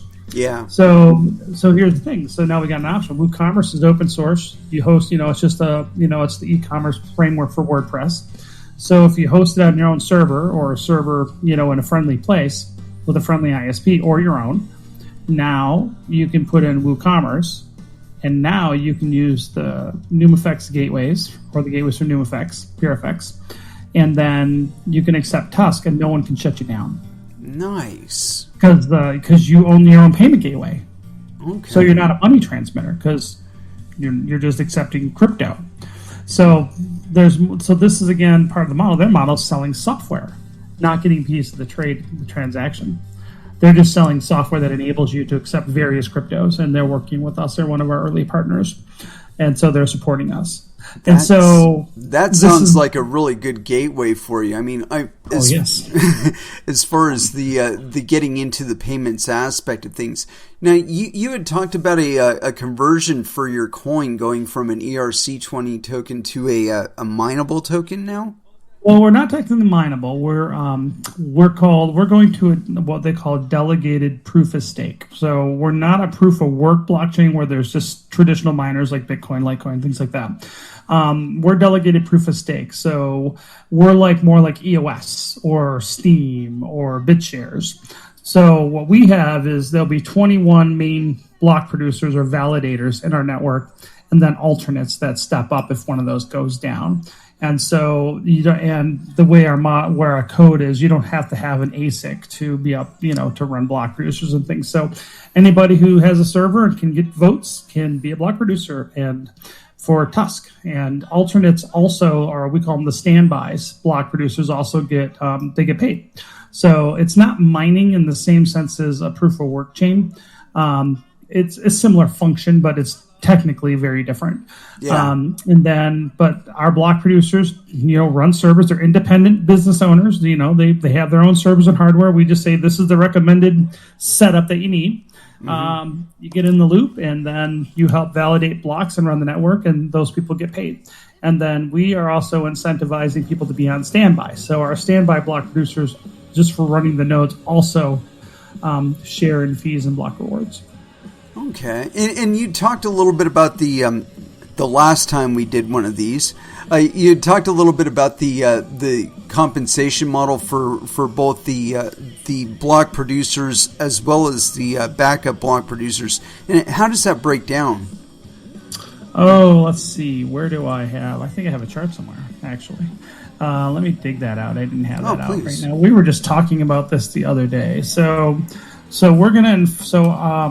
When we launch TUSC, or we're having to swap because we're going to honor our existing community. So there is no token sale, and the only way you can get TUSC is to have OCC and then trade it. Okay. And then we're basically disavowing and shutting down OCC. So TUSC is just an evolution of OCC, which is important. So we're not doing a token sale. We're not. We are launching our own blockchain, but the community is still the same community that we had before. And we're going to honor that community because they've been good to us and supported us for the last year and a half. And let me see. I think where was it? I got too many groups on Telegram. And I know we're just looking at, we have a meeting, like our team meetings. We have a team meeting every weekend. And then we have different task groups. Okay. All right. So let's see. The block producers, So right now, one of the things that we're doing is delegated proof of stake. We do have inflation in the supply. So OCC, the current supply for OCC is 100 billion coins. And then we're going to, when we swap, we're doing a 2-to-1 ratio. So TUSC will have a supply of 50 billion. And that supply of 50 billion will inflate basically 5% per year. So, and then that'll probably be adjusted by the community over time downward. So we front load a little extra inflation to get the ball rolling, to make sure that we have enough block rewards to incentivize people to run the network when it's young. Do you actually have a set disbursement rate? Yeah, so the overall inflation for the year one, and like I said, the community can adjust these things anytime it wants to. So that's the one thing about delegated proof of stake blockchains. It's on-chain governance. So changes in how things are done through a proposal and voting process, and people that have coins can vote. So they can vote for the committees can vote on vote changes or code changes. And so if they want to change the block reward, they can do that. So block producers are going to get, it looks like 142.7 TUSC per block. The marketing partner is going to get 23.8 TUSC per block. Charity fund, we're not sure yet. No, charity fund is only going to come, I'll say. So we actually have, there's two ways that it works. But right now, alternate BPs get 1% so per block, and that's divided by how many there are. So block producers will get 142 divided by 21. Oh, well, I can't do that on my head. Yeah, so a block. So I think what we were calculating, and again, this is early. We're still coding this literally right now, but that's why I have this chart, because we're working this out. I think we're looking at. I think a block producer will probably, from the rewards, make about 71.4 million TUSC if they're a full-time block producer the whole time right now. And right now, that's $400 or something, based on if the OCC token price did not change from what it is right now. Right, assuming it doesn't go up or go down. Right, and I don't make market predictions on what people will do or how we'll be valued in the market. Right, that's a good move. I don't even guess. I'm not going to commit. Won't say a word. I tell people when we were launching OCC, unlike the people that hype their ICOs, we gave our token away for free. In our group, we said this is not an investment. This probably won't go up in value, and then it did. So, well, hey, good. We didn't hype. We gave it away for free, and it went up in value, which is the opposite of what everybody else did, where they hyped and it went down in value. That's kind of the thing with crypto, is that the hype doesn't mean much if you don't have anything backing it up. And like with regard to Verge, that's one of the things, is that we gave a shit ton of it away, and it did go up in value. And I think it's because the real value is, of course, derived from the investor, or the holder, rather. And so the more people that are holding it, the more people value it, and so on and so forth. Well, I mean, it's like even now. I mean, when we launched a year and a half ago, I mean, we were trying to figure things out. We were basically, the whole team was new to crypto. Well, and you know what? Lots of people were new to crypto. So I'm not say. I mean, I was an investor and stuff for some time before that, but as far as launching a project and stuff, I didn't have any background in this space. But then most developers don't either. I mean, I don't think there are any experts in crypto even now. I think there are people that know a lot of stuff, but nobody knows everything. I think there are people that have seen a lot of stuff, but they still can't predict everything. And so when you can get people that will be able to point specifically at a project and tell you, okay, this is where it'll probably fail. This is, when you can get solid people like that. I mean, I make kind of predictions on this show, but I mean, not so in depth that I expect people are making investments based on what I'm saying here. I don't bill it as that. I bill it as, this is my opinion. If you follow it, great for you. If you don't, deal with it. And get me wrong. I mean, everybody wants to make money, right? I mean, I think, and to me, it's important that people are rewarded for their efforts. And if you're solving a problem in crypto, and your developers, benefit because they work for a year without a single dime in pay, and all they had on the upside was, some tokens for developers. And that's the same thing with the co-founders on our project. Nobody's made money. In fact, my wife and I are the only two that actually had to put money in actual fiat, and we've spent tens of thousands of dollars of our own money trying to grow this. And so, I've done the opposite. I haven't hyped. I haven't walked away with anything. I haven't left my project. We keep trying to develop and build something, and I think we've really identified the market and how we can, solve a problem in a market and how we can get to that market, which is, I don't see that coming out of really any projects. Well, if you were to give advice to somebody who was starting up, like what kind of concerns would a founder be wanting to address initially when they're starting up a project? Well, I think the hardest part, and we spent a lot of time looking at this, and it's still the government's not clear on, the regulatory risks are huge, and you got to be very careful. Even releasing a free token can be an illegal security. How and so you got to be, because of the way the government looks. So for instance, when we launched, we were trying to figure out how to avoid falling into a landmine with the SEC because I didn't want to get in trouble. Right. And so I said, okay, what's the analog for crypto? Well, it's securities. And what's the analog for giving away a free crypto? Maybe there's something there. So I went down a rabbit hole of okay, what does a free stock giveaway look like? Well, in this guided an influence to how we launched. And I found in the late 90s, early 2000s, the SEC was prosecuting internet companies for giving away free stock. Even though they didn't sell them, they were doing lead generation databases and doing marketing and building mailing lists from the people they're getting the free stock for. But the SEC said, and they successfully prosecuted them, and they said that that personal information that could be used for a marketing database is an investment of money. And that's like the first point of the Howey test, which determines, what's a security and what's not. Well, by that rationale, they should be able to go after Facebook and whatnot for monetizing everybody's information. Different animal, but yeah, I get your point. But so we said, okay, and I actually talked to some SEC lawyers directly on the phone for about an hour and a half, and talked to some lawyers, and I'm like, okay, well, we're not going to collect any information. And it's funny because even with I know some, in the last year and a half, I've come across a lot of really good securities attorneys that know crypto, New York types, and they're like, yeah, it's a gray area because you have a secondary market now. But you didn't sell anything. You didn't hype anything. That's a big thing too, because we didn't hype anything. In fact, we posted the opposite, that, it's not an investment. Don't buy this if you want it to go up in value. This is just an experiment. And then, but we also didn't collect anybody's information. We didn't make a lead gen database. So we didn't really capitalize off any of that stuff. And we made no promises, and we don't hype now.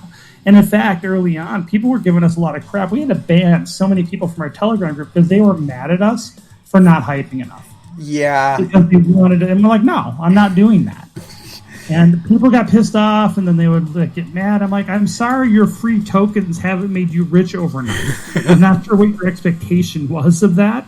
But I get it. And so what we did, though, is we've spent the last year and a half learning. I've gone to conferences, spoken at conferences, organized a conference, a crypto conference here in Utah. We did March 1st. Called the Off-Chain. Our website's offchain.events. We're going to do it next year here again, too. Nice. So you should come out for it if you want. Hey, man, maybe I'll have it on a panel or something. But offchain.events. So we're going to be doing that as an annual educational conference where it mixes personal prepping, personal security, and crypto, kind of like decentralized technologies. I think our theme was last year, technologies that liberate. And so we covered all sorts of things, personal defense, guns, first aid, crypto hardware wallets, how to store your crypto safely, a bunch of cool, really actionable kind of stuff.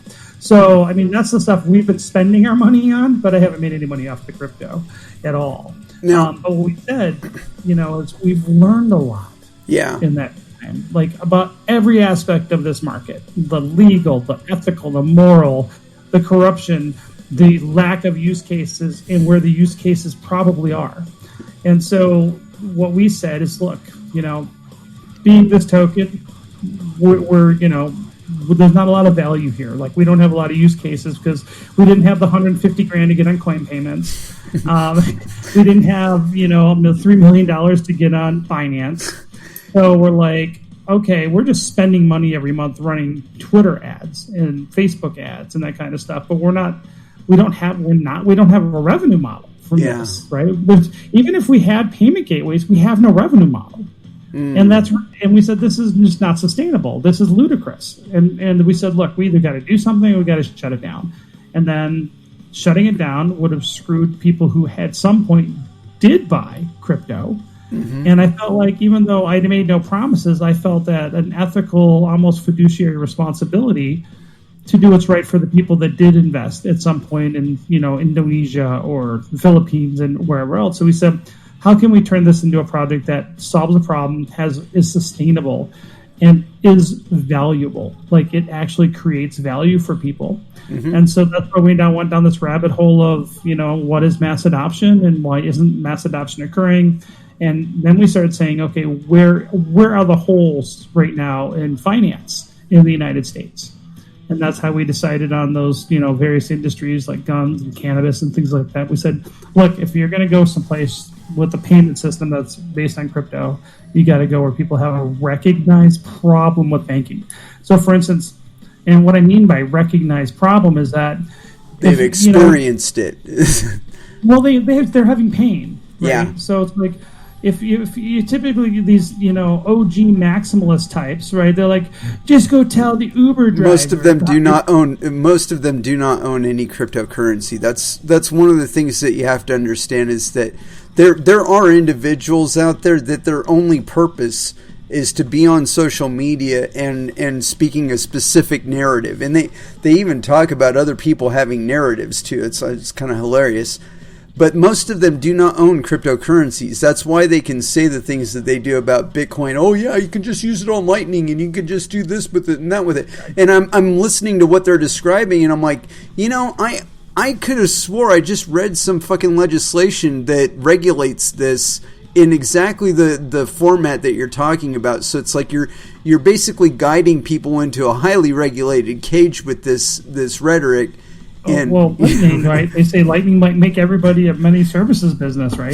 It's a bunch of bullshit. But you know what I'm saying, though. That if the government wants to come after you, they will. Absolutely.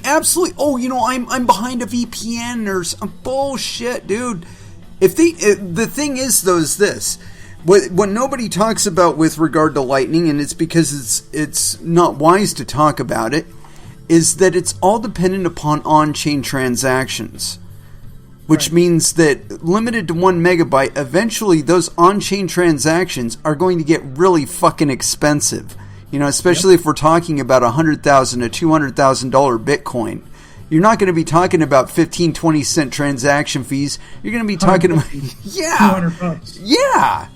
Easily, if not thousands. If you notice that fee calculator, or all the fee calculators out there, they aren't linear. Okay, they don't work on a linear progression, where Bitcoin goes up a penny and the fee goes up like 1/100th of a penny. No. They're like quadratic, man. You'll see that thing jump from 15 cents to $2 on a $500 movement on Bitcoin. And it's because it's trying to keep the fees to where your transaction actually gets in the fucking block, right? Well, when you're competing against people like Goldman Sachs trying to start up their payment channel, for their hub, they're going to pay a lot of money to be putting that transaction in a motherfucking block. So we're talking about like $50,000, $100,000 for a transaction fee in 2 to 3 years, I think. And at that point, if you do have any funds in via Lightning, yeah, you'll be able to move it around with people that already have payment channels established. But otherwise, you're going to be depending on a third party to establish your payment channels for you, or at least facilitate your transactions for you through their payment channels. In which case, you lost everything that makes Bitcoin Bitcoin. But that's my vision of where Lightning goes. Yeah, I think the second layer solutions are band-aids to compensate for underlying first layer tech that doesn't do what it should do. And the problem is they're clunky and kludgy. And I think if any person would have talked to end users before they started coding, Lightning wouldn't have been developed. Oh, I think you're absolutely correct. That there are a few other changes that have been made to Bitcoin that I think they basically make a use case for a lot of altcoins out there that that wouldn't have happened otherwise. But my point, step back a second. My point was, though, recognize problems in crypto, right? I think Lightning creates more problems than it solves, whereas block size could solve a lot of those problems, but we know how that turns out. For the moment. But what I would say is, to me, when I started looking at why crypto projects aren't having mass adoption, there are two things that keep coming up. If you go and look on like CoinGecko and look at the top, crypto projects, especially the top 50, and go to their websites, and the ones that have team pages, a lot of them do, you'll notice that they tend to be developer-led, and they tend to not have any marketing, business development, or salespeople on high levels on their projects, if at all. And that kind of told me two things. One, and this isn't uncommon, they don't value sales and marketing functions in their organization. That's why they don't have people at the top of their business, the top of their project involved at that element, being responsible for that. And two, those functions aren't being performed. And then you go back to recognize problem again, right? So you got to start off with these people don't even have teams that are designed to sell and market to end users or retailers because they don't have people doing those jobs. Well, it would also help if they could actually promise. The problem that you're facing there with a lot of crypto projects and sales and hype and all of that is that you're talking about highly regulated activities, and that you can easily run into claims of fraud and whatnot if you do establish any kind of promises that you're intending to deliver. If you fail to deliver, I'm talking about projects that already exist that don't have sales teams. That's what I'm saying is that they can't really be all that specific on a lot of points because their expectations of what materials that people want to hear, right? There are expectations that they have for earnings projections and shit like that. You can't do that with crypto, not realistically anyway. But if you're all right, but let's just say you're doing a crypto project. Like for payments. Okay, I'm looking at the payments as the holy grail, right? And the Fed. So if you look at it from that point of view, okay, if you have a working chain and there's working wallets everywhere, right? Then all you need to do is take it home. What do you mean? Go and start getting people using the wallets and getting retailers on board accepting the wallets. So do you guys have your own wallet? We're going to be integrated. I don't have a timeline on Trust, but we're currently supported by Trust, and we already got a good chunk of the development done for Trust wallet integration. They're now bought by Binance. We are going to have command line wallet interfaced at launch, and we're trying to sort out the GUI piece, and I'm hoping we'll have that before we launch. Well, we should have a GUI wallet that's just on chain when we start, and I think we should have Trust integration either pretty shortly after we launch. So, nice. And Trust is a really good wallet anyways. We've been on them before they were bought by Binance. We were one of the first, they were the first wallet to support us. And I think we'll, so it's like anything else. When you're launching a new chain, it's a little different than launching another ERC20 token. That's one of the things that's a big difference. But, yeah. So anyways, my other thing is, recognize problem. Okay. If people go to and I see this all the time with these OG kind of guys, they'll talk to the Uber driver. Well, okay, he doesn't have a problem with his Visa card working, or go talk to grandma and try to tell grandma to use this expensive, slow confirmation, clunky, heavy duty learning curve way to buy something. She's like, but I can use cash. Right. Or I can use my debit card because grandma doesn't have a problem with banking and finance and merchant processing. And so to me, the whole key to this, at least my theory at least, is that you got to go after and you got to focus on people that right now have a problem and you solve their problem. And you talk to those people who you think have a problem about your project and what do they want when they understand the technology, how would they like it?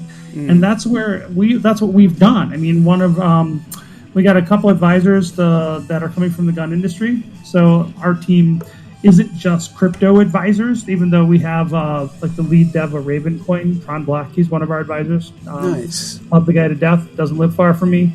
And then we have another guy named Trent Larson from the crypto world. He's in charge of Medici Ventures, Overstock's venture capital wing. He's in charge of he's the lead developer for their land governance project.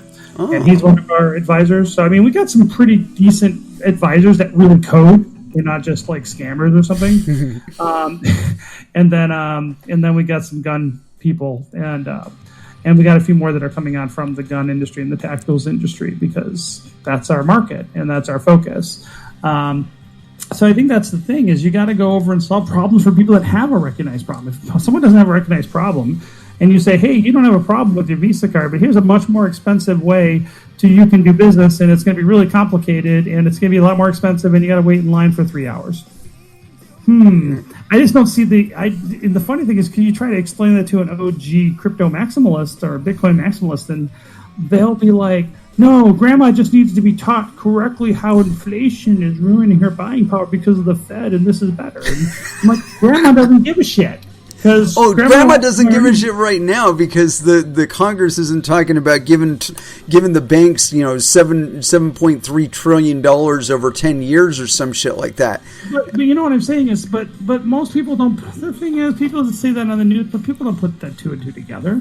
But they do. They do, man. And look, I'll tell you everyday people don't give a shit. I'll tell you where I've seen it. And it's really clear, is if you go back to when they were doing quantitative easing, and you look at the chart from before they started it to after they issued the third disbursement of QE funds, you take that same chart and you overlay it on top of Bitcoin. All of the big ass spikes that you've seen on the Bitcoin chart correspond with disbursements of QE. But if you look at the number of wallets that have, like, of all the Bitcoin wallets that hold over 10,000 worth of Bitcoin, there's less than 800,000 out of like 30 million wallets. So you're still talking a small, fractional part of the population that even cares. And I'm not saying that people don't get pissed off. I'm not saying that those things don't go through and create market activity, all right? That's not what I'm saying. I'm not naive. I'm saying is, the average person on the street, and I deal with average people all the time, even through my day job and just going to conferences. The average day person on the street doesn't know anything about finance. They don't know anything about economics, and they don't care as long as they can buy beer at the store. And so if you're talking about those people using crypto, we're a long ways away from that, unless Libra does something. And then, but I think where you're going to start as a crypto project, you can't try to go on mass market to bubbas on the street that don't have a problem. You got to start with someone who has a problem, because they'll listen to you. I agree with you there. It's just that what I'm saying is that most people don't really see that problem until it's staring them in the face. Where like they go to the store and they try and buy something and it's about 20% more expensive and they're getting 15% less product. Then it starts becoming real for them. But I think before that happens, if you're talking now, let's put it in perspective, where you have money failure in places like Zimbabwe and Argentina and Venezuela, they have a different perspective because they recognize the problem. I'm not saying that people don't have a problem with their purchasing power going down through inflation. Okay, I get that. Yeah. I'm saying is they don't recognize it. Oh yeah, or very little, or they feel there's nothing they can do about it. And so the most people, even if they speculate about it, aren't doing something to change it. They're not out going, what can I use other than dollars because of my deflation? They're not doing that. Yeah. There's academic conversations about it. They might be pissed at Thanksgiving that prices have gone up since last year for a gallon of milk. But the reality is they're not also saying, well, why is it going up? And they don't go down the rabbit hole of economics and the Federal Reserve System. That just doesn't happen. If that was the case, Ron Paul would have been elected. Well, that's true. You know what I'm saying? If absolutely. Really gave a shit, he would have been elected, but he wasn't, because most people don't give a shit. And he was on national stage talking about those things and auditing the Fed, and it still hasn't happened. So my whole point is recognized is the key word. It's got to be a recognized problem. People that have a recognized problem. Yeah. And I mean, like, there's a big difference in problem being like, I got a couple ounces less coffee in a can of coffee this year from last year versus I can't conduct trade because my bank cut off my merchant processing. Or, you know, or Shopify shut down. I'm making, 10 grand a month for my online store, and Shopify just shut me down with no notice. That's a recognized problem, and they're a very different order of magnitude scale. And that's my only point. I'm not saying that people won't wake up over time, and I think they will. But at this point, at this time, right, who's got a bigger issue, and who's got a bigger problem that we can solve with crypto? Oh, I think you're absolutely correct there. And the concentration on firearms as a industry to get into for a focus of what kind of customers to service, I think that's very prescient, especially what they're facing these days, with regulation on one end and banking pressure on the other, and of course advertisers cutting down on their ability to get out there and whatnot. Really, what really drew you to that as far as the focus for your coin there initially, at least? Well, I like guns. I like guns a lot. And I mean, seriously, where we started thinking about it, I mean, we're already doing crypto, right? And then I like to ask questions. Usually I have my own podcast at robmcneally.com, and usually I'm the guy asking questions. But when I don't know something, I ask the question. I'll even ask it to myself or ask my wife, why does this do this? And other things like that. And so it's like, okay, so I asked myself the question, why, just make these, don't argue the premise, but the question is, why hasn't mass adoption occurred? And I started from there because I was trying to understand what is the problem. And with right now, what problem? So I asked the questions: why hasn't mass adoption occurred? And brainstorm that for months. And then also say, what problems do cryptocurrencies solve, and what problems do they create? So those are the questions I started with. And then basically, once we identified the problem, identified markets, went and talked to people in several of those markets, then aligned those with my own personal values and experience. That's kind of how it kind of came to full circle. It wasn't like haphazard. So I think we made the decision that we probably needed to do a blockchain in June, and we didn't have it totally formulated until we announced in October, like the market. It took that long. It took 5 months, 4 or 5 months to kind of really go through and come up with a market strategy and a go-to-market strategy and find a team that could execute it, starting getting advisors and spending a lot of time talking to people in the industry. So we took our time. We just didn't try to launch it overnight. And then we started building. And then once we decided, okay, this is the market, this is the problem we solve, that's where we're going. Now, how do we solve the problems with all the other crypto products are having?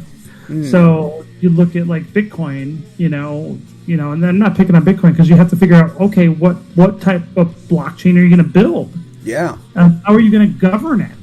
And I can tell you the governing piece is the hardest part. Once you figure out what you're doing, the good coders can code it. And we have some excellent coders working with us that are gun guys and former vets. And so, we started saying, okay, how do we govern this? And we looked at the problems a lot of communities have. Unfortunately, the Bitcoin community has been fractured several times over the last couple of years because of these hard forks and, the BSV and BCH communities. So what happens is in that community, because you don't have on-chain governance, and when there's a problem and it gets political, it fractures the community, and then they basically start competing projects, which just kind of erodes, the original project and splits the community, so you have less people working on the same project now and things like that. So we didn't want to do that. And then, then you got to look at, all the other pieces of what are the features you want to do in this. So one of the things that we wanted to do that was important to us is we wanted to give back to the community, and we wanted to make giving a part of basically part of the DNA of the blockchain. So what we're doing is we have on-chain governance. That's why we went with delegated proof of stake. So if we want to make a change to something, we can vote on it, which is great. And so the people that own the token are the ones that are in charge, or the coin. And And then one of the things that we're doing is we're doing a charity pool. So there's a tiny transaction fee for sales in our crypto, and then there's block rewards, and those all get divided into a bunch of pools. And one of the pools is a worker pool, that's like the worker proposal pool. So it can pay for if people want to, start doing work, they can get paid for it, in TUSC. Nice. And then one of the things that we have is a charity pool. So we're taking a little sliver of those little, the transaction fees are going to fund a charity pool. And then we're going to go through and have the community vote on it, which charities get it. Now, with regard to your community voting, how exactly are you going about that? Are you doing like social media integration where you're doing notifications of when votes are going to happen, or? So it's just like we're going to kind of copy basically the EOS model more than anything. Yeah. So the block producers are independent and they'll have their own. They'll be doing their own politicking. There will be forums and things like that, and a lot of social media. So if people want to do something, but proposals are done on chain. So people vote, and the proposals are put on chain and they're voted on chain. But the political piece will probably be done through forums and social media. And then one of the things that one of the other features. So this problem we solved with that, the charity piece, this solves a couple problems. One, a lot of the delegated proof of stake blockchains have a problem with voter apathy, just like real world elections. Mm-hmm. So how do you get community voting? Because people view it as a chore even online, right? Right. So we said, voting on fun stuff on a regular basis helps instill the habit. So that's why we said we wanted to have a regular vote for something, and that was the charity thing. And people get pretty fired up about their charities. And then the charity thing solves two problems for us. One is we wanted to support charities that are in line with our mission. And so, and two, that gives the ability for us to go and network with large brand charities that are in our space. But two, once we have this all fully running, we then can use it to help point out the fact that if you use TUSC for a payment, let's just say you're buying a legal gun at a gun store and you're using TUSC to make the payment, we can say, by the way, a portion of those proceeds are going to go to Gun Owners of America. And so you're supporting your industry every time you use this crypto. When you pay with $1, you're not supporting your industry. So that's kind of how we looked at it on that piece. And so we're trying to look at all these little functions and how do you set up the governance in a way that really binds the community together. And one of the other features we did is we wanted to make sure that we could have a completely decentralized project, so there's no company. And once we launched, and the team won. I mean, we have 18 people working on the project now. Oh wow! We're not going to be in control, right? And the community will be in control once we launch. And so we're trying to set the project off on the right footing, so to speak. But one of the things that we said as an entrepreneur, I'm a control freak, right? Because I want to control my businesses and my projects. And though this is a decentralized business, and it's important that there is no head that can be shut off. We still want the censorship resistant element, right? Yeah. But we said, how do we grow this? And the closest project that I saw that had really good funds available built in to the cake, so to speak, was Dash. Dash has a good treasury model for growing their network. The problem I didn't like about the Dash model was their proposal system. And it still was very management by committee. Like every single proposal was just ad hoc. There wasn't a strategy being followed. You could have a rap bus here or a party at a strip club there. I mean, and I don't think that's what we wanted to do. So we wanted the best of both worlds. So I've been an independent entrepreneur for 20 some years now. And so I've had one exit. I've had a bunch of different businesses. I've done okay for myself, made a lot of mistakes, and I made some money over the years. So what I said is, I want to be able to take and leverage what I know to grow the network.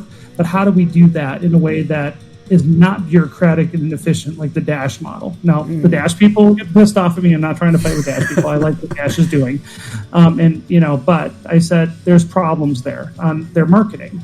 So we created something no other blockchain does. It's called a marketing partner. And a marketing partner is a for-profit company that will be elected by the community and receive a small token of the transaction fees and block rewards.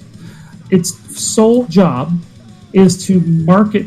Now it's to market the TUSC network, and meaning marketing, trade shows, sales, and sales in the standpoint that the sale is getting someone on the network, because there is no transfer of money for getting someone on the network. You don't make money from that. Now the marketing partner is term limited. So after the first 5 years, the first term is 5 years, and every year after that it's 3 years. Now that may be adjusted by the network, because our network's flexible, because we can vote to change things. But the idea is that with the first term, we're getting it off the ground, and having continuity of marketing and things will be important at that point. After 5 years, they can choose, the network can choose to renew or do a vote of no confidence and kill the marketing partner treasury. So I'm setting up a company. I'll be the first marketing partner, and I'm setting up a dedicated LLC that only is for the marketing partner. It'll have transparent books to the network. But the good thing is it's run like a startup. It doesn't have to get every single expenditure approved, unless there's going to have to be some larger transfer of funds from the worker fund or something, like if we're trying to get like a listing on a big exchange or something. We won't have the money in especially for the first year or two. There's not going to be that much money in that account anyway, because it's just not going to be. It'll be a couple grand the first year probably, but the point is, all that money's coming out of my wallet right now, and so how will the voters be able to grade the performance to make their decision as to whether or not they want to keep certain individuals involved? So we don't have all that worked out. Be straight up. A lot of it's going to be probably we're actually setting up a marketing partner website. So we'll have a website that'll talk about what we're doing. I'm certainly not going to be quiet about what I'm doing, because I'm already doing it. Yeah. You know what I'm saying? I mean, it's already what I do right now. Right. Leading the project, I tend to be the face and the mouth of TUSC, and I'm the one going to trade shows. I'm the one who I have a flexible enough day job, my consulting company, that I can set my schedule and account for any travel I need to do. So it's really doing what we're doing now, but instead of me spending $50,000 over a year and a half for the project, maybe I don't have to buy my own plane ticket. I get you there. Where it's at least partially community derived. I think that's a positive way to allow interaction between your community and you. Sure. Now, it's like I said, and if you go to our Telegram group, we're honest about what we're doing. We're not hiding these things. We're not trying to do things in the background. Do I have all the things figured out? No, because we have a whole Trello board from. My developers hate me every time I go into Trello, because I just add things to feature requests, and they involve things like satellites and fire trucks and midgets and tricycles and whatever else. But I have a lot of ideas, and one of the things we're working on with the Block Explorer that we're building right now is there's a lot of things that I want to put on there. So one of the things that I want to look at is on our eventual Block Explorer dashboards. That everybody can see will be number of wallets increased, because you have to have good metrics like transactions, trade volumes, and all those stuff. But to me, I always think like a marketer, I need data too. Like marketing is one of the best measurable kind of things that you can see. If I put in $5,000 in ads here, I can see how many clicks I get, or I can see how many people signed up for the network, or things like that. So we're going to be putting those kinds of things into the network, into the Explorer, just so people can see what we're doing. And we can say, look, we spent this much money through the last 2 months, and we got this many people signed up, and we got this many more conferences we're going to. This is how much it costs. This is how much, blah, blah, blah. So, I think, that could definitely act as a way to grade your performers. Sure. If you've already got the metrics available for expenditure and, of course, outcome. Well, the thing is, a couple of things we're going to do, and and trust me, when no one's done this, okay, so this is all brand new, and I would like to think innovative, but so people are either like, they raise an eyebrow, or they think they get it, and they're like, that makes a lot of sense. Yeah. And we're going to figure some of this stuff out. But I'm being vocal even now about what we're doing, right? Mm-hmm. So we are going to do we're going to show the books every year. And that's why I set up a clean company. I'll have a clean set of books. I'm not going to mix personal and business and all that kind of stuff for any of my other businesses. There'll be a clean set of books for this, just for the marketing partner piece, just so it makes reporting a lot easier. Oh, yeah. And then, we will be having dashboard stuff. We will be, there's some of this stuff we're going to have to grow along, but I think this is the future. Now, the good thing is the marketing partner is not allowed to vote. The marketing partner itself can't be a block producer. So we are definitely keeping some, now haven't written this down yet, but we've posted this. This is our intention. We're not going to allow that because the stake that the block producer or the marketing partner will have was not purchased by the marketing partner. It comes from the network. So it would be I think it'd be unethical for the marketing partner to have a say. Because technically, how I liken the marketing partner is like the blockchain is a homeowners association, and the marketing partner is a management company which they hired. Okay. And it's on a contract basis. And so we get the benefit of a decentralized blockchain. The marketing partner doesn't have any say over code, doesn't have any say over those kind of decisions, has no say over, voting in committees, voting in block producers, or any of that. So the wallet addresses for the marketing partner will be public. We're not going to, and then we'll probably say we're moving some TUSC out because we're going to buy some ads or whatever. So we're going to talk about that. So people don't freak out. But it'll at least be publicly auditable. Right. Well, we'll say, look, we're moving this out. That's definitely a lot better way to go about it, just because people do need transparency and information to go by.